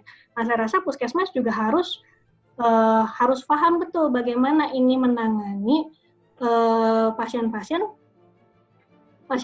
yang bisa saja dia sebagai karier dari COVID gitu. Karena kita kan nggak tahu apakah puskesmas ini punya fasilitas untuk pemeriksaan PCR misalnya, kan kita juga kita itu nggak rata gitu ya, distribusinya tidak rata. Jadi secara umum saya rasa tindakan-tindakan preventif tidak hanya secara individual tetapi juga semua harus gitu ya.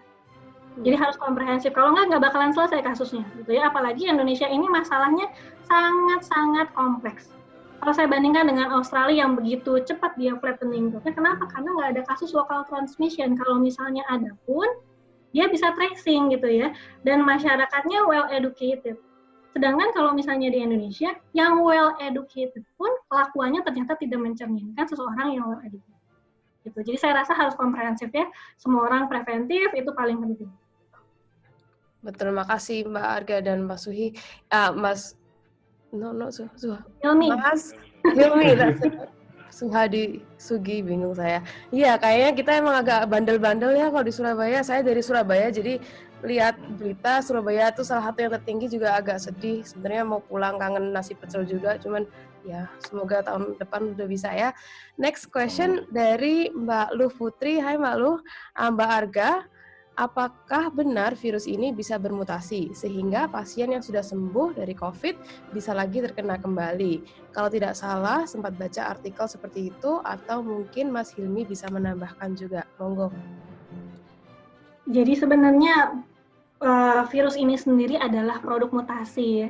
Jadi sama seperti manusia ya, virus itu kan living things, bisa kita anggap sebagai living things itu, walaupun dia secara genetik kan nggak lengkap gitu. Tapi manusia pun kan berusaha untuk biasa, kalau misalnya dia ada di tempat baru, maka kita akan menyesuaikan adaptasi. Nah, virus caranya adalah dia dengan bermutasi. Gitu ya. Jadi, apakah ada kemungkinan bahwa virus ini bisa bermutasi, kemudian bisa, nanti dia hinggap lagi, kemudian menyebabkan penyakit yang lain lagi, bisa saja relatif ya.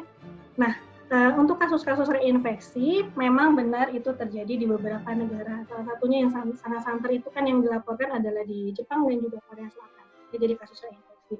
Namun hal itu juga perlu dipertanyakan kembali karena reinfeksi itu kan dibilang kalau misalnya satu orang kemudian sudah positif kasusnya, kemudian negatif, dan kemudian kasusnya sendiri, kemudian setelah diperiksa kembali dia positif kembali.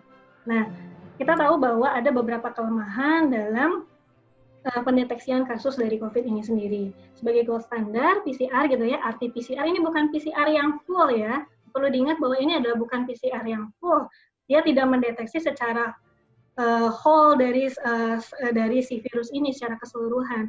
Jadi ada dia false negatifnya. Oleh karena itu di beberapa itu dikatakan bahwa bisa saja bahwa kasus reinfeksi ini adalah satu kesalahan dari sistem pendeteksiannya di awal, gitu ya. Yang kedua, mungkin saja terjadi memang itu adalah benar-benar kasus reinfeksi di saat satu imunitas kita turun. Yang kedua, ketika misalnya virus ini kemudian bermutasi dan kemudian tubuh kita kembali tidak mengenali virusnya sehingga terjadi reinfeksi baru, gitu ya. Atau bisa saja terjadi misalnya pada suatu orang dia sudah punya imun, tapi kemudian imun ini kan dia ada fase naik turunnya. Jadi misalnya pada kita belajar dari kasus yang lalu gitu ya, pada keluarganya yang sama, SARS-CoV yang pertama tahun 2003 itu kan antibodinya itu bertahan tidak selamanya, sehingga mungkin saja pada saat dia fasenya turun maka terjadi infeksi kembali. Ya. Mas Hilmi mau menambahkan mungkin? Ya, saya setuju ya dengan Mbak Arga ya. Cuman gini, kalau untuk berkomunikasi ke masyarakat mungkin kita kan sebetulnya bisa mengadjust bagaimana cara kita menyampaikan informasi yang sama. Jadi misalkan kita bisa bilang bahwa ini sulit tapi mungkin, tapi kita juga bisa bilang sebaliknya kan, ini mungkin tapi sulit gitu. Hasilnya kan akan sangat berbeda gitu ya. Jadi kalau misalkan dibilang apakah ini bisa bermutasi dan dia mengalami reinfeksi, kemungkinan pasti ada. Tapi kalau saya lihat setelah saya baca jurnal-jurnalnya, yang kasus reinfeksi itu seperti yang tadi Mbak Arga bilang, bahwa sebetulnya tidak clear apakah sebetulnya dia reinfeksi, dapat infeksi lagi atau dia relapse, kambuh. Karena pada saat di PCR itu kan sebenarnya diukur viral load-nya ya. Jadi jangan-jangan memang masih ada virusnya. Gitu. Itu yang pertama. Kemudian yang kedua, ada paper lain juga yang sudah mencoba ya. Jadi menguji cobakan ke rhesus, ke kera, yang dikasih COVID, akhirnya dia sembuh, terbentuk antibodi, disuntikan lagi ke virus yang sama, di kera tersebut tidak mengembangkan sistem COVID sama sekali, dan dia juga waktu di PCR, virusnya nggak ada. Jadi ini suggest bahwa sebetulnya kemungkinan reinfeksi itu rendah. Itu yang saya baca. Tapi jelas evidence-nya masih limited ya Mbak Arga ya. Jadi kita masih perlu banyak penelitian lebih lanjut. Itu kira-kira. Jadi ini sama sebetulnya pattern-nya untuk menjawab gimana kasus pada anak dan segala macam. Ada kasus, cuman jumlahnya sangat sedikit. Nah kita mau milih pendekatan yang mana gitu. Atau kita bilang ya meskipun sedikit, tapi kan ada. Itu kan mengaruhi mindset kita gitu. Jadi itu pilihan sih menurut saya. Oke, terima kasih. Nah, sebelum ke pertanyaan selanjutnya, karena kita sebenarnya dischedule-kan untuk selesai jam 11.30 ya. Nah, tapi karena tadi diskusinya asik banget dan mulainya juga agak molor, do you mind, Mas Hilmi dan Mbak Arga, kalau kita agak molor sedikit, maksimal at 12 p.m. gitu? Boleh. Keberatan atau nggak apa-apa? Bisa. Nah, teman-teman kalau memang harus pergi, ya kami menyayangkan, tapi it's okay, we will understand. Tapi kalau mau stay tune juga kita will aim to finish everything sampai jam 12. Oke, saya lanjut ke pertanyaan berikutnya ya. Ini dari Lukas Erwanto. Mas Lukas, apa benar dulu WHO pernah rilis statement bahwa COVID-19 ini tidak menular dari orang ke orang? Mas Hilmi mungkin? Ya. Jadi kalau apakah WHO pernah rilis statement bahwa ini nggak ada persen, mungkin saya nggak ingat persisnya ya. Tapi yang statement seperti ini itu pasti berkembang terus. Jadi kita nggak usah mempermasalahkan sih kalau kata saya. Karena pasti awalnya cuma terjadi zoonosis ya dari kelelawar ke orang. Habis itu terjadi infeksi yang sifatnya imported case. Bahwa cuma orang dari Wuhan aja yang bisa menularkan ke lokal. Sampai akhirnya terjadi transmisi lokal kan gitu. Ada yang sifatnya cluster, ada yang persen to persen gitu. Jadi memang pasti informasinya itu sangat dinamis gitu. Yang saya khawatirkan adalah kita menggunakan basis informasi yang lama untuk pendapat yang kita utarakan saat ini gitu. Jadi nanti muncullah isu konspirasi lah, apalah yang seperti itu ya. Jadi wajar kalau misalkan statement dari WHO itu menyesuaikan dengan evidence yang existing yang mulai muncul belakangan. Itu kira-kira. Yang penting kita terus update terus ya dengan apa yang recently what they found. Mbak Arga? Mungkin sudah jelas sekarang sih Mbak Dita bahwa ini adalah penularannya sudah dari orang ke orang, itu aja yang penting. Itu ya, that's it. I will agree. Next question dari Mas Luka sudah, Rinaldi Sufri. Mas Rinaldi, bagaimana evaluasi Bapak Ibu terhadap policy yang diambil negara kita sampai saat ini? Thank you. Monggo mungkin Mbak Arga dulu. Sebenarnya saya ini tidak begitu mengikuti ya dengan policy yang diambil dari negara Indonesia. Tetapi yang saya tangkap di sini adalah planningnya dari kebijakan yang dilakukan di Indonesia ini tidak jelas. Jadi master grand planningnya itu seperti apa? Kalau tadi Mas Hilmi kemudian menunjukkan bahwa grand master plan dari Western Australia itu kan sangat jelas kapan dia buka fase 1, kapan dia buka fase 2, kapan buka fase 3. sehingga dia bisa dilakukan evaluasi di antara fasenya sebelum membuka fase berikutnya, itu sungguh sangat jelas. Dan juga semua kebijakan dilakukan secara konsisten gitu ya. Kalau dibilangin tidak, itu tidak. Kemudian hukumannya itu jelas sekali ya. Jadi kalau misalnya ada yang melanggar, itu semua hukuman itu berjalan dengan sesuai dengan peraturan. Jadi memang mereka benar-benar strict gitu ya. Jadi rakyatnya nurut karena dipaksa gitu ya. Nah sekarang kalau kita lihat saja kebijakan pemerintah, satu yang paling mungkin masih jelas gitu ya, tentang kebijakan pembukaan transportasi gitu ya, penutupan transportasi yang katanya akan ditutup sampai dengan tanggal sekian, saya lupa ya. Tapi dalam waktu tidak berapa lama kemudian dibuka dan akhirnya membludak gitu ya. Jadi yang pertama saya lihat adalah satu konsistensi dari apa yang dilakukan kebijakan dari pemerintah, kemudian bagaimana dia menindaklanjuti di lapangannya seperti itu. Yang kedua adalah ada ketidakjelasan dari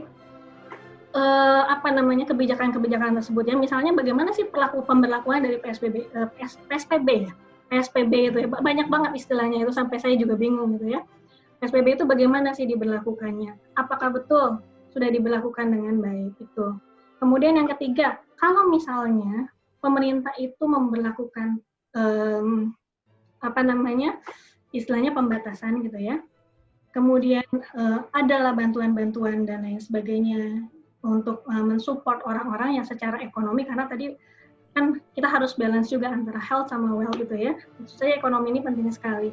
Ternyata setelah saya dengar-dengar dari beberapa teman-teman gitu ya, di Bandung ada suatu kecamatan yang harusnya bantuannya sekitar 150.000 untuk kepala keluarga gitu ya. Ternyata yang nyampe hanya 38, bayangkan. Itu kan jauh sekali angkanya gitu ya.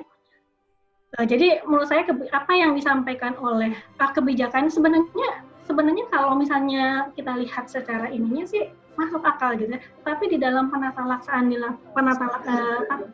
pelaksanaannya di lapangan ini sepertinya kok kurang konsisten gitu ya, kurang terkoordinasi. Begitu juga pusat dengan daerah kayaknya nggak sinkron gitu ya, sehingga ya ini menjadikan kasus pandemik ini di Indonesia berlarut-larut. Kasihan juga sebenarnya masyarakat. Iya. Mas Hilmi mau nambahin? Mas Hilmi? Ya, I totally agree sama Mbak Arga ya. Jadi poin pentingnya itu sebetulnya cuma satu, konsistensi gitu. Dan crystal clear communication dari the government. Kalau menurut saya ya gitu. Karena tadi yang saya sebutkan, apakah kebijakannya sudah tepat atau belum? Sudah tepat atau enggak? Bisa tepat, bisa enggak. As long as you have consider all those things gitu ya, udah bahwa ini udah dipertimbangkan ini itu dan segala macam, keputusannya apa ya udah go ahead dengan itu gitu. Tapi kalau itu belum dipertimbangkan, cobalah dipertimbangkan dulu gitu. Dan setelah diputuskan, yang tadi Mbak Arga sampaikan bahwa ini dikomunikasikan dengan clear dan konsisten, dilakukan juga dengan clear dan konsisten. Jadi saya lebih menyoroti poin itunya gitu ya, sama seperti Mbak Arga tadi. Itu kira-kira.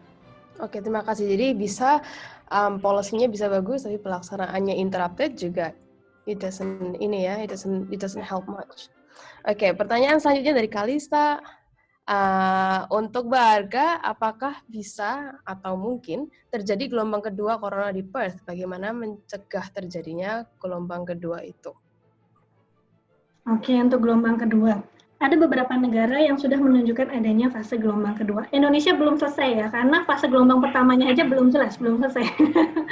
Nah, Perth ini luar biasa sekali sebenarnya ya, kalau kita lihat dari mulai dia step-stepnya, dari mulai dia tutup border negara, tutup border state, tutup border kota ya, sampai kita nggak boleh jalan lebih dari 30 menit ya kalau nggak salah, nggak boleh nyetir lebih dari 30 menit. Jadi memang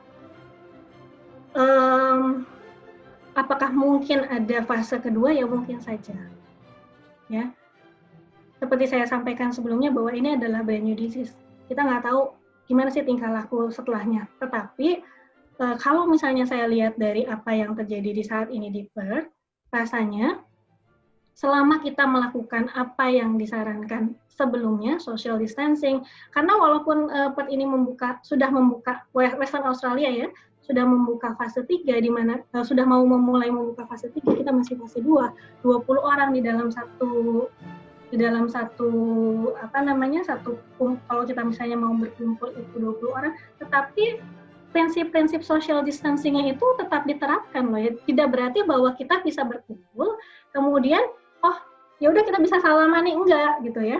Jadi prinsip-prinsip dari PHBS itu tetap diterapkan untuk mencegah terjadinya adanya gelombang yang kedua ini. Bahkan di PET ini ada beberapa teman yang nanya sama saya, ini di PET ini gila ya, dia berani banget gitu. Anak-anak sekolah tanpa adanya masker, tanpa adanya kalau di Korea kalian lihat ada ininya ya, ada di space-nya itu ada pembatasnya gitu ya.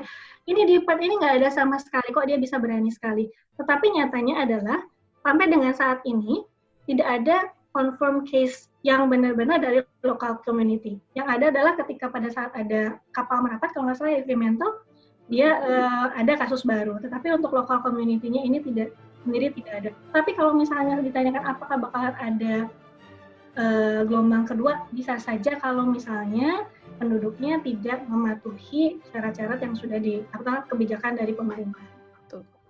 Terima kasih. Setuju sih, memang agak the new normal. Saya rasa di Perth ini new normalnya agak beda di Indonesia. Kalau di Indonesia, kalau kita nggak pakai masker didenda sama Pak polisi. Kalau di sini kita pakai masker malah diliatin orang ya kayaknya. Jadi memang agak beda. Oke, next question dari David Gunawan menyangkut vaksin. Saya tambahin sedikit mungkin ya Mbak Dita, boleh? Ya boleh, monggo. Ya. Jadi saya nambahkan sedikit tentang second wave ya. Jadi yang seperti yang saya tadi sudah sampaikan di grafik tentang wabah yang model SIR tadi ya, SIR, susceptible, infected, dan recover. Jadi selama ada populasi yang susceptible, otomatis sangat mungkin ada populasi yang akan infected ketika nanti ada orang yang masuk, kecuali nutup border selama-lamanya, memastikan bahwa tidak ada kasus baru yang masuk. Jadi sangat mungkin. Jadi gimana caranya supaya nggak ada second wave? Caranya adalah dengan yang sudah Western Australia lakukan. Jadi mengangkat lockdown itu secara perlahan-lahan. Di berbagai negara saya tahu udah banyak yang melakukan modeling gitu ya. Jadi kalau misalkan kita ukur dengan Google Mobile Analytics ya, aktivitas pergerakan orang selama lockdown kemarin itu mungkin sampai ke 20% sisanya. Bahwa udah mereduce sampai ke 80% aktivitas sosial itu berkurang. Jadi kalau yang kita lakukan dengan ini mungkin gitu ya, itu yang pernah saya baca skenario-nya, kita bertahap sampai nanti yang bisa kita lakukan secara sustain sampai 12 bulan ke depan itu adalah aktivitas sosial yang 60% dari yang sebelumnya kita lakukan. Jadi kira-kira gambarannya akan seperti itu gitu ya. Dan yang saya garis bawahi mungkin yang tadi disampaikan Mbak Arga, bahwa yang penting memang adalah pemerintah yang confidence gitu ya. Karena sangat menenangkan sekali gitu kan, mungkin di Australia gitu ya, buka sekolah dan segala macam, karena ya tadi yang saya bilang, mereka based on evidence mungkin. Karena anak-anak itu sebetulnya meskipun limited ya, tapi udah levelnya meta-analisis dan systematic review, anak-anak nggak menularkan kok, khususnya cuma 1-5% kok. Menggunakan masker pada anak, benefitnya sangat rendah kok, jadi ya memang nggak usah pakai masker gitu sebetulnya. Tapi kan kita berhadapan dengan banyak isu yang lain gitu ya, kebiasaan, culture, penduduk yang nggak tahu nanti bisa diatur bisa enggak, ya, nah itu yang mungkin setiap negara ya butuh adjustment yang berbeda-beda. Jadi kita nggak bisa nyalain juga. Iya, setuju sih kalau pemerintahnya certain dan tegas gitu, kita jadi ya it doesn't make isolation any easier, cuman kita at least we know what to do. Betul. Oke, next question dari David Gunawan tadi, menyangkut vaksin masih butuh waktu cukup lama, 12-18 bulan. Apakah penyakit COVID ini nantinya memang hanya bisa dibersihkan dengan vaksin, ataukah masih ada kemungkinan bisa dikurangi tanpa perlu 100% bergantung pada vaksin? Monggo, Mas Hilmi dulu mungkin? Ya, jadi kalau yang saya baca dari guideline transisi yang sudah dibuat oleh WHO, jadi sebetulnya sangat mungkin si virus ini juga sebetulnya bermutasi. Jadi kalau misalkan akhirnya dia mati sendiri, mungkin nggak? Mungkin, dan kita semua berdoa untuk itu gitu ya. Kayak misalkan ada beberapa virus yang memang akhirnya diminish gitu, kayak si SARS juga kan sama. Jadi penularan orang per orangnya akhirnya nggak ada, dia mutasi, mati. Nah, apakah kita bergantung pada vaksin? Sebetulnya nggak juga gitu ya, tapi itu skenario yang most likely kata WHO saat ini akan terjadi. Jadi si COVID ini dari 3 skenario yang ada, kalau saya, itu diperkirakan oleh WHO akan jadi endemi. sampai akhirnya ditemukan vaksin. Tapi vaksin kita juga nggak menjamin kan, apakah dia akan efektif atau enggak. Karena kita tahu dengue fever, demam berdarah sampai sekarang vaksinnya nggak juga. Influenza juga efikasi kan ya cukup bagus, tapi harus diulang tiap tahun gitu ya. Jadi bukan berarti ketika ada vaksin kita jadi bebas sama sekali gitu ya. Jadi mungkin ya bisa mengurangi, tapi bukan jaminan juga gitu. Jadi memang situasinya akan berkembang terus. Itu kira-kira yang bisa saya sampaikan. Mbak Arga mau menambahkan mungkin? Ya, sebenarnya kita itu multimodal terapi ya, harus multimodal terapi. Jadi vaksin ini dikembangkan, tetapi kita juga mengembangkan juga terapi lain yang sifatnya definitif. Jadi masih banyak juga penelitian-penelitian dengan antiviral dan juga obat-obatan yang lainnya, kemudian terapi plasma konvalesen, yang untuk mengcover sampai dengan kira-kira vaksin ini kapan sih dia bisa bekerja gitu ya. Jadi saya rasa kalau misalnya dari penyakit ini sendiri pendekatannya harus komprehensif. Makanya penelitian ini kan jalannya barengan gitu, dari mulai yang kuratif sampai dengan yang vaksin itu sendiri. Karena memang dengan vaksin pun ada beberapa yang memang skeptikal ya. Jadi ada yang bilang ini vaksin nggak bakalan bekerja nih. Ada beberapa orang, bahkan di Australia pun ada yang sudah menyampaikan seperti itu gitu ya. Tapi itulah harapan kita kan, kita maksudnya itu salah satu dari harapan kita ya, selain terapi definitif yang lain. Jadi semua ini masih berjalan di dalam proses penelitian, terapi definitif juga berjalan, vaksin juga berjalan gitu ya, dan juga terapi-terapi lainnya seperti plasma antikonvalesen juga berjalan. Mudah-mudahan sih harapannya adalah ya, setidaknya satu yang nyangkut gitu ya. Yang efektif ya akhirnya. Atau develop sendiri gitu. Iya, it's kind of hard to tell karena semua juga masih baru ya, Pak. At least we've got those options. Next questions dari Mas Binsar. Hai Mas Binsar. Mas Hilmi atau Mbak Arga sekalian menambahkan pertanyaan Mas Lukas. Apakah ada batasan umur untuk rapid test? Oh, did I miss? Oh, maaf. Mas Lukas dulu ya. Tadi saya miss a questions. Mas Hilmi atau Mbak Arga, rapid test dibandingkan dengan swab test, yang mana yang lebih efektif? Monggo, Mbak Arga dulu mungkin. Jadi prinsipnya itu memang agak berbeda ya. Jadi kalau misalnya kita lihat swab test itu kan nantinya adalah ke arah PCR ya. Tapi PCR-nya pun tadi seperti yang saya sudah sampaikan bukan PCR yang lengkap. Jadi dia tidak mendeteksi secara whole dari virus itu. Dia mendeteksi protein-protein tertentu gitu. Makanya kita laksanakan itu adalah RT-PCR. Kenapa? Karena dengan kalau PCR-nya full gitu ya, itu pertama sangat lama dan juga high cost. Jadi kita benar-benar yang harus efisien. Sehingga RT-PCR pun ada miss-nya. Tetapi miss-nya ini lebih tinggi dibandingkan dengan rapid test yang berdasarkan pada reaksi imunitas kita.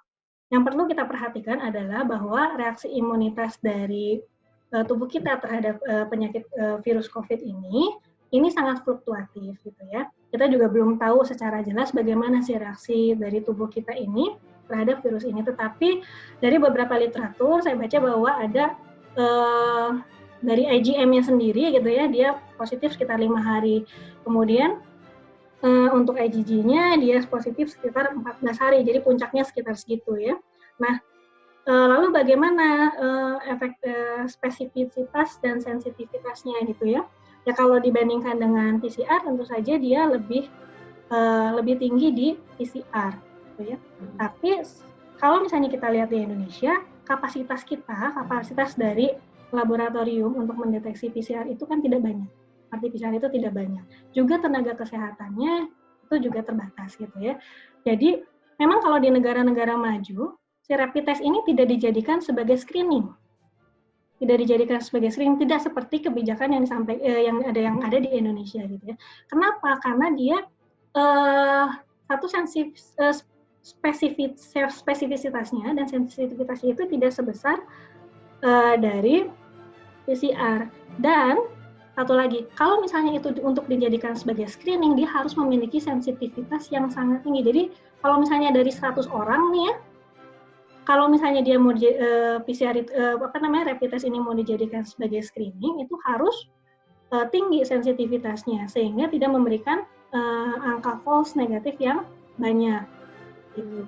Sehingga akhirnya dengan adanya orang-orang yang kadang udah rapid test aja sih, kemudian ternyata tidak reaktif. Itu tidak menandakan apakah kita itu negatif atau tidak karena spesifitasnya dan sensitivitasnya juga masih dipertanyakan.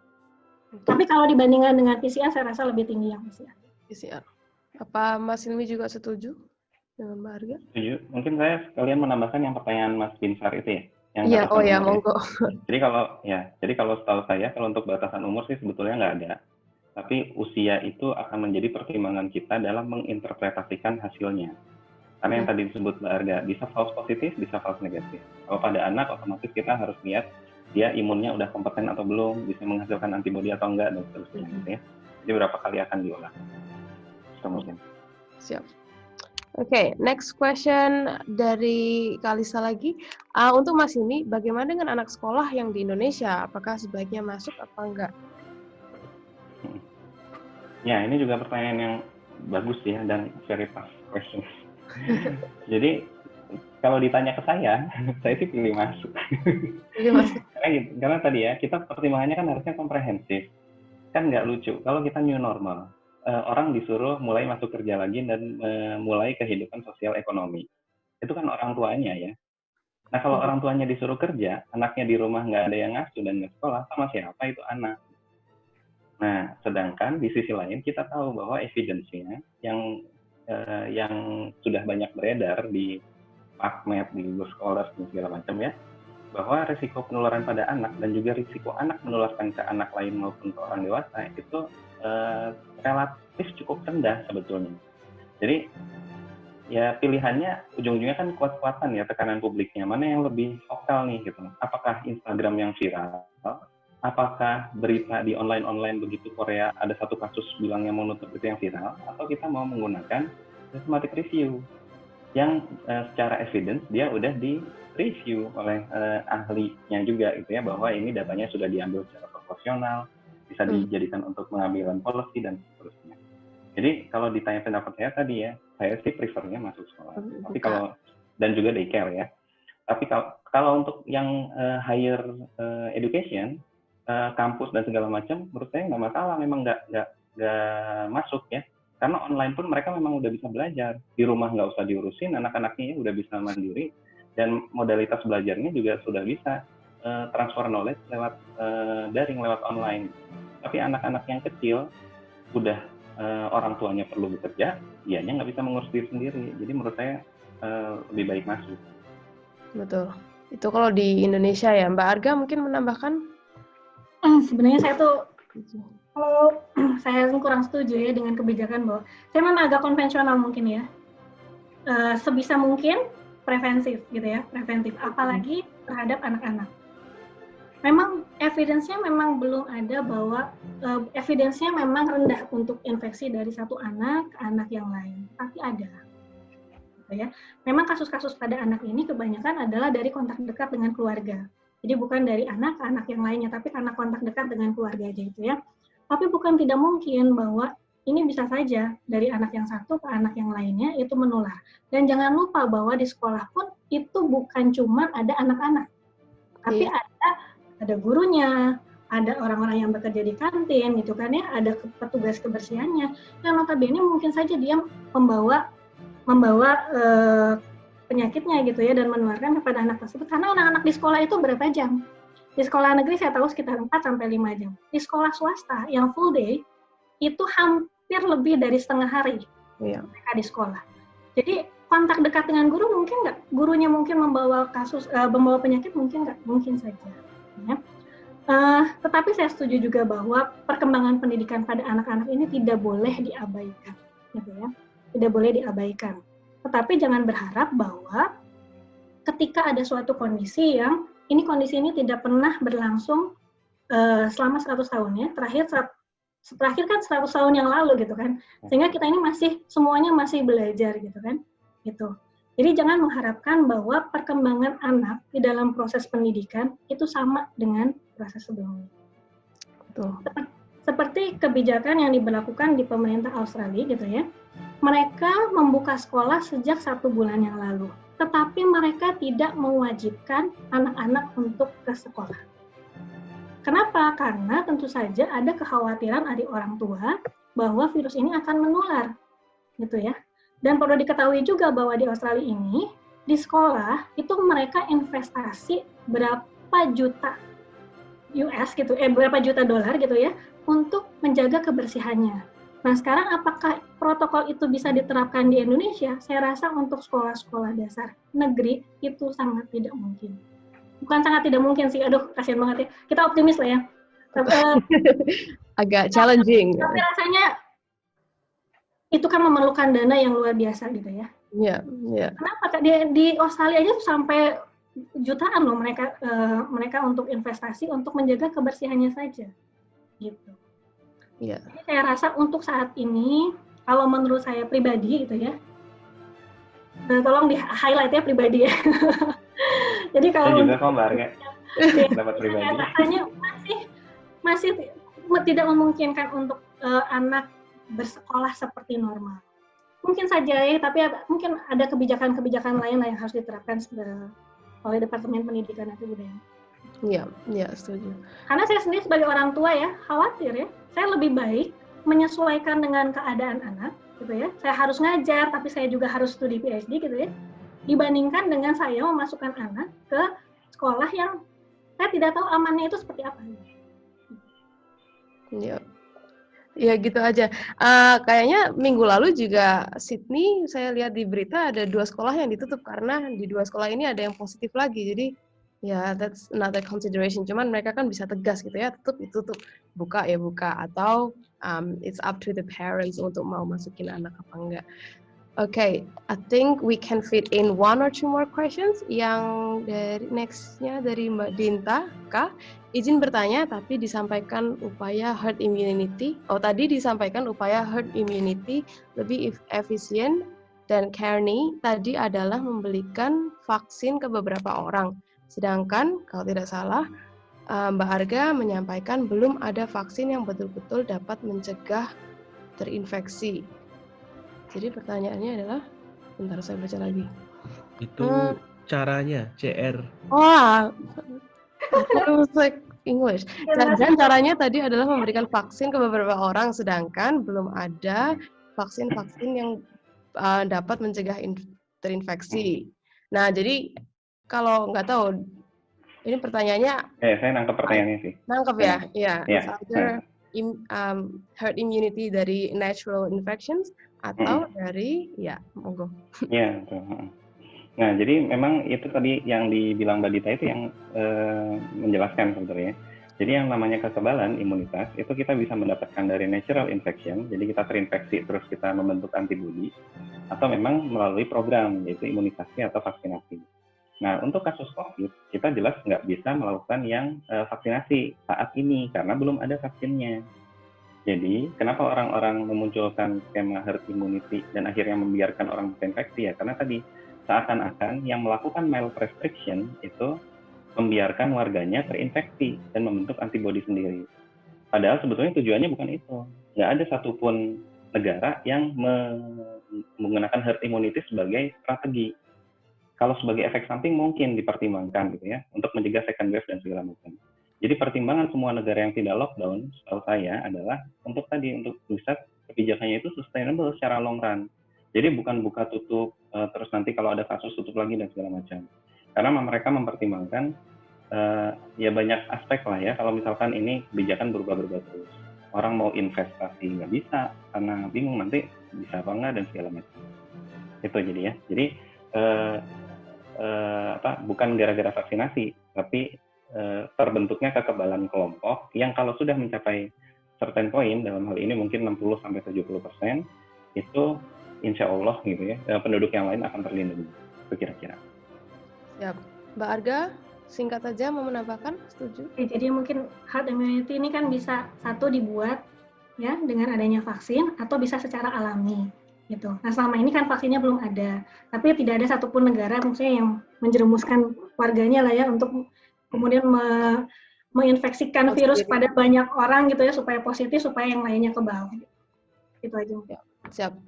Next dari Mbak Neti. Jadi sepertinya untuk menghadapi new normal, pemerintah khususnya bidang kesehatan dan pendidikan harus fokus ke program kerja yang preventif, bukan kuratif, mengingat jumlah penduduk Indonesia yang besar dan fakes dan I'm not good with singkatan, is it?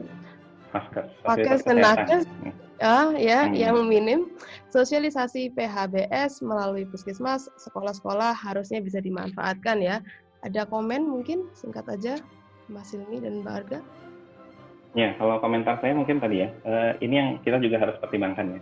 Kita kalau misalkan banyak yang terinfeksi, kan seakan-akan vaskes itu bekerja keras ya. Jadi tenaga kesehatan itu kelelahan. Tapi tahu nggak, ada golongan juga yang kelelahan gara-gara PSBB atau lockdown. Polisi. Jadi begitu ada pengumuman PSBB, itu polisi pada ngeluh. Karena artinya dia harus standby di jalan, harus meriksain ini, itu, dan segala macam. Jadi kita mau mencegah exhausted pada polisi atau pada nakes gitu ya. Itu kan harus in between ya, balance gitu. Makanya harus tadi comprehensive consideration, bahwa semua orang harus di counted gitu ya, harus diperhitungkan bahwa kita mempertimbangkan mereka semua. Jadi kalau untuk pendekatannya saya sepakat gitu, karena memang itu yang dituju ya. Jadi kita prevent sebisa mungkin, ada protokol kesehatan yang dijalankan untuk mensupresi angka infeksi seminimal mungkin.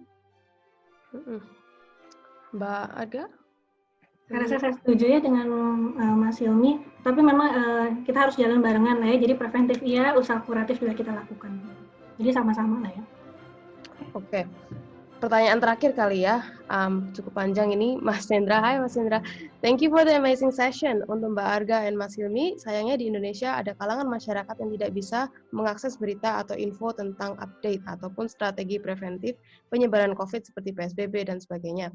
Atau mereka yang menjustifikasi kelalaian atau pelanggaran PSBB dengan jargon hidup mati ada di tangan yang kuasa. Kira-kira bagaimana strategi efektif untuk menjangkau dan membuat mereka patuh terhadap strategi yang sudah ditetapkan pemerintah? Mbak Arga? Saya rasa mungkin simpel aja sih kalau jawabannya saya. Satu, pemberian informasi harus baik gitu ya. Dan juga kita tahu bahwa di Indonesia ini kan jangkauan informasinya tidak sama gitu ya, antara satu daerah dengan daerah yang lain. Jadi harus komprehensif semua. Media informasi harus sebisa mungkin harus digunakan gitu ya. Kemudian yang kedua adalah kebijakan yang dilakukan itu harus dilakukan secara konsisten dan tegas juga kali ya. Konsisten dan tegas. Jadi kalau misalnya dikasih sanksi A, tolong sanksi A-nya ini konsisten. Cuman kita harus mikirin nih, sanksi A ini kira-kira di Indonesia mampu nggak? Kayak misalnya di Australia nih disanksi 10 juta, orang Australia mampu bayar 10 juta gitu kan? Atau ada polisinya yang digebukin ya? Nah iya. Mas Hilmi, any comments? Ya, jadi sebetulnya kalau untuk situasi sekarang itu memang relatif lebih sulit dibandingkan zaman dulu ya. Karena kita ada sosmed gitu. Jadi orang pasti kesulitan memilih mana informasi yang bisa dia percaya, mana yang enggak. Kalau dulu sebelum ada sosmed, mungkin solusinya agak lebih mudah ya. Kayak zaman KB itu kan Pak Harto pakai pemuka agama kan, untuk meluruskan orang-orang yang seperti ini. Pakai TNI, pakai pemuka agama, KB jalan beres. Tapi kalau sekarang pemuka agamanya juga kadang ada yang dipercaya, kadang enggak gitu ya. Orang lebih percaya apa yang dia baca sendiri. Jadi mungkin ya bisa kita mitigasi, tapi mungkin memang nggak bisa sepenuhnya kita kendalikan ya. Apalagi ya netizen plus 62 ya yang memang lebih sulit. Sulit ya. Gitu. Jadi ya usaha sama yang tadi udah dibilang Mbak Arga, tapi menurut saya memang ya ini tantangannya. Betul. Oke, kayaknya gitu aja deh ya. I think you are getting closer. Ya, 1 menit lagi. Mas Sugi mungkin ada yang mau ditambahkan untuk menutup sesi kita hari ini? Atau Mbak Dita boleh nggak ngomong sebentar aja? Oh, boleh banget. Ya mungkin kita memang punya masalah yang beda-beda gitu ya di dalam menghadapi kondisi saat ini gitu ya. Tapi yang pertama adalah kita harus selalu optimis bahwa apa yang sudah kita lakukan gitu ya. akan memberikan hasil gitu di kemudian hari. Jadi jangan lupa bahwa teman-teman ini usaha dan juga mendapatkan informasi sebanyak mungkin gitu ya, supaya kita ini bisa bersama-sama untuk menghadapi pandemi ini supaya lebih cepat selesainya. Jadi jangan Indonesia begini, jangan seperti itu ya. Kita harus optimis. Setuju banget. Kita lawan sama-sama. Ada lagi, Mas Hilmi mungkin? Oke, Mas Sugi, kayaknya nggak baca chat Mas Sugi. Mau ada 1 patah 2 patah kata yang mau disampaikan untuk nutup sesi kita? Apa kita foto-foto apa gimana? Monggo. Iya, terima kasih banyak buat para peserta atas partisipasi aktifnya yang sangat luar biasa, dan Mbak Arga dan Mas Hilmi, saya dapat banyak banget pencerahan. Ada banyak pertanyaan sebetulnya, tapi nantilah saya tanya ke Dita aja. Waktunya nggak cukup. Sekali lagi terima kasih sudah berkenan untuk berbagi pengetahuan. Saya kira kita semua punya kekhawatiran yang kurang lebih sama. Kita juga pengen punya harapan yang seperti apa sih, karena kita bagian dari masyarakat ini, kita bagian dari bangsa Indonesia juga, dan tentu mendengar apa yang terjadi adalah sebuah kesedihan, tapi tentu kita tidak boleh berhenti kehilangan harapan. Dan kita memulai dari keluarga kita sendiri, saya rasa, untuk selalu mengingatkan, selalu menjaga diri, menjaga kesehatan ini dan itu. Saya rasa itu langkah paling dekat dari sisi individu, dan saya rasa untuk teman-teman yang ada di lingkaran yang bisa menjangkau lebih luas, saya rasa informasi seperti yang kita diskusikan, kita dapatkan hari ini layak untuk kita bagikan apapun caranya, lewat media sosial kita kah, lewat mungkin forum-forum yang kita datangi, lewat mungkin jadwal ronda di kampung-kampung yang mungkin masih ada. Saya rasa itu adalah poin dari diskusi ini, bahwa apa yang kita dapatkan di sini jangan sampai terhenti hanya sampai di sini. Dan mudah-mudahan juga untuk selanjutnya kita masih bisa menghadirkan diskusi berkualitas lainnya. Dan sekali lagi, apabila ada rekan-rekan punya expertise, punya keahlian, dan punya ketertarikan untuk berbagi dengan teman-teman yang lain, kami sangat terbuka. Sekali lagi kami bisa dikontak lewat Facebook, Instagram, maupun ada email juga. Sekali lagi terima kasih untuk hari Minggu yang luar biasa ini, dan sebagai penutup saya rasa kita perlu menyalakan video untuk kita Ya dong. screen capture. Bukan Indonesia namanya kalau kita nggak foto bareng dulu ya. Oke.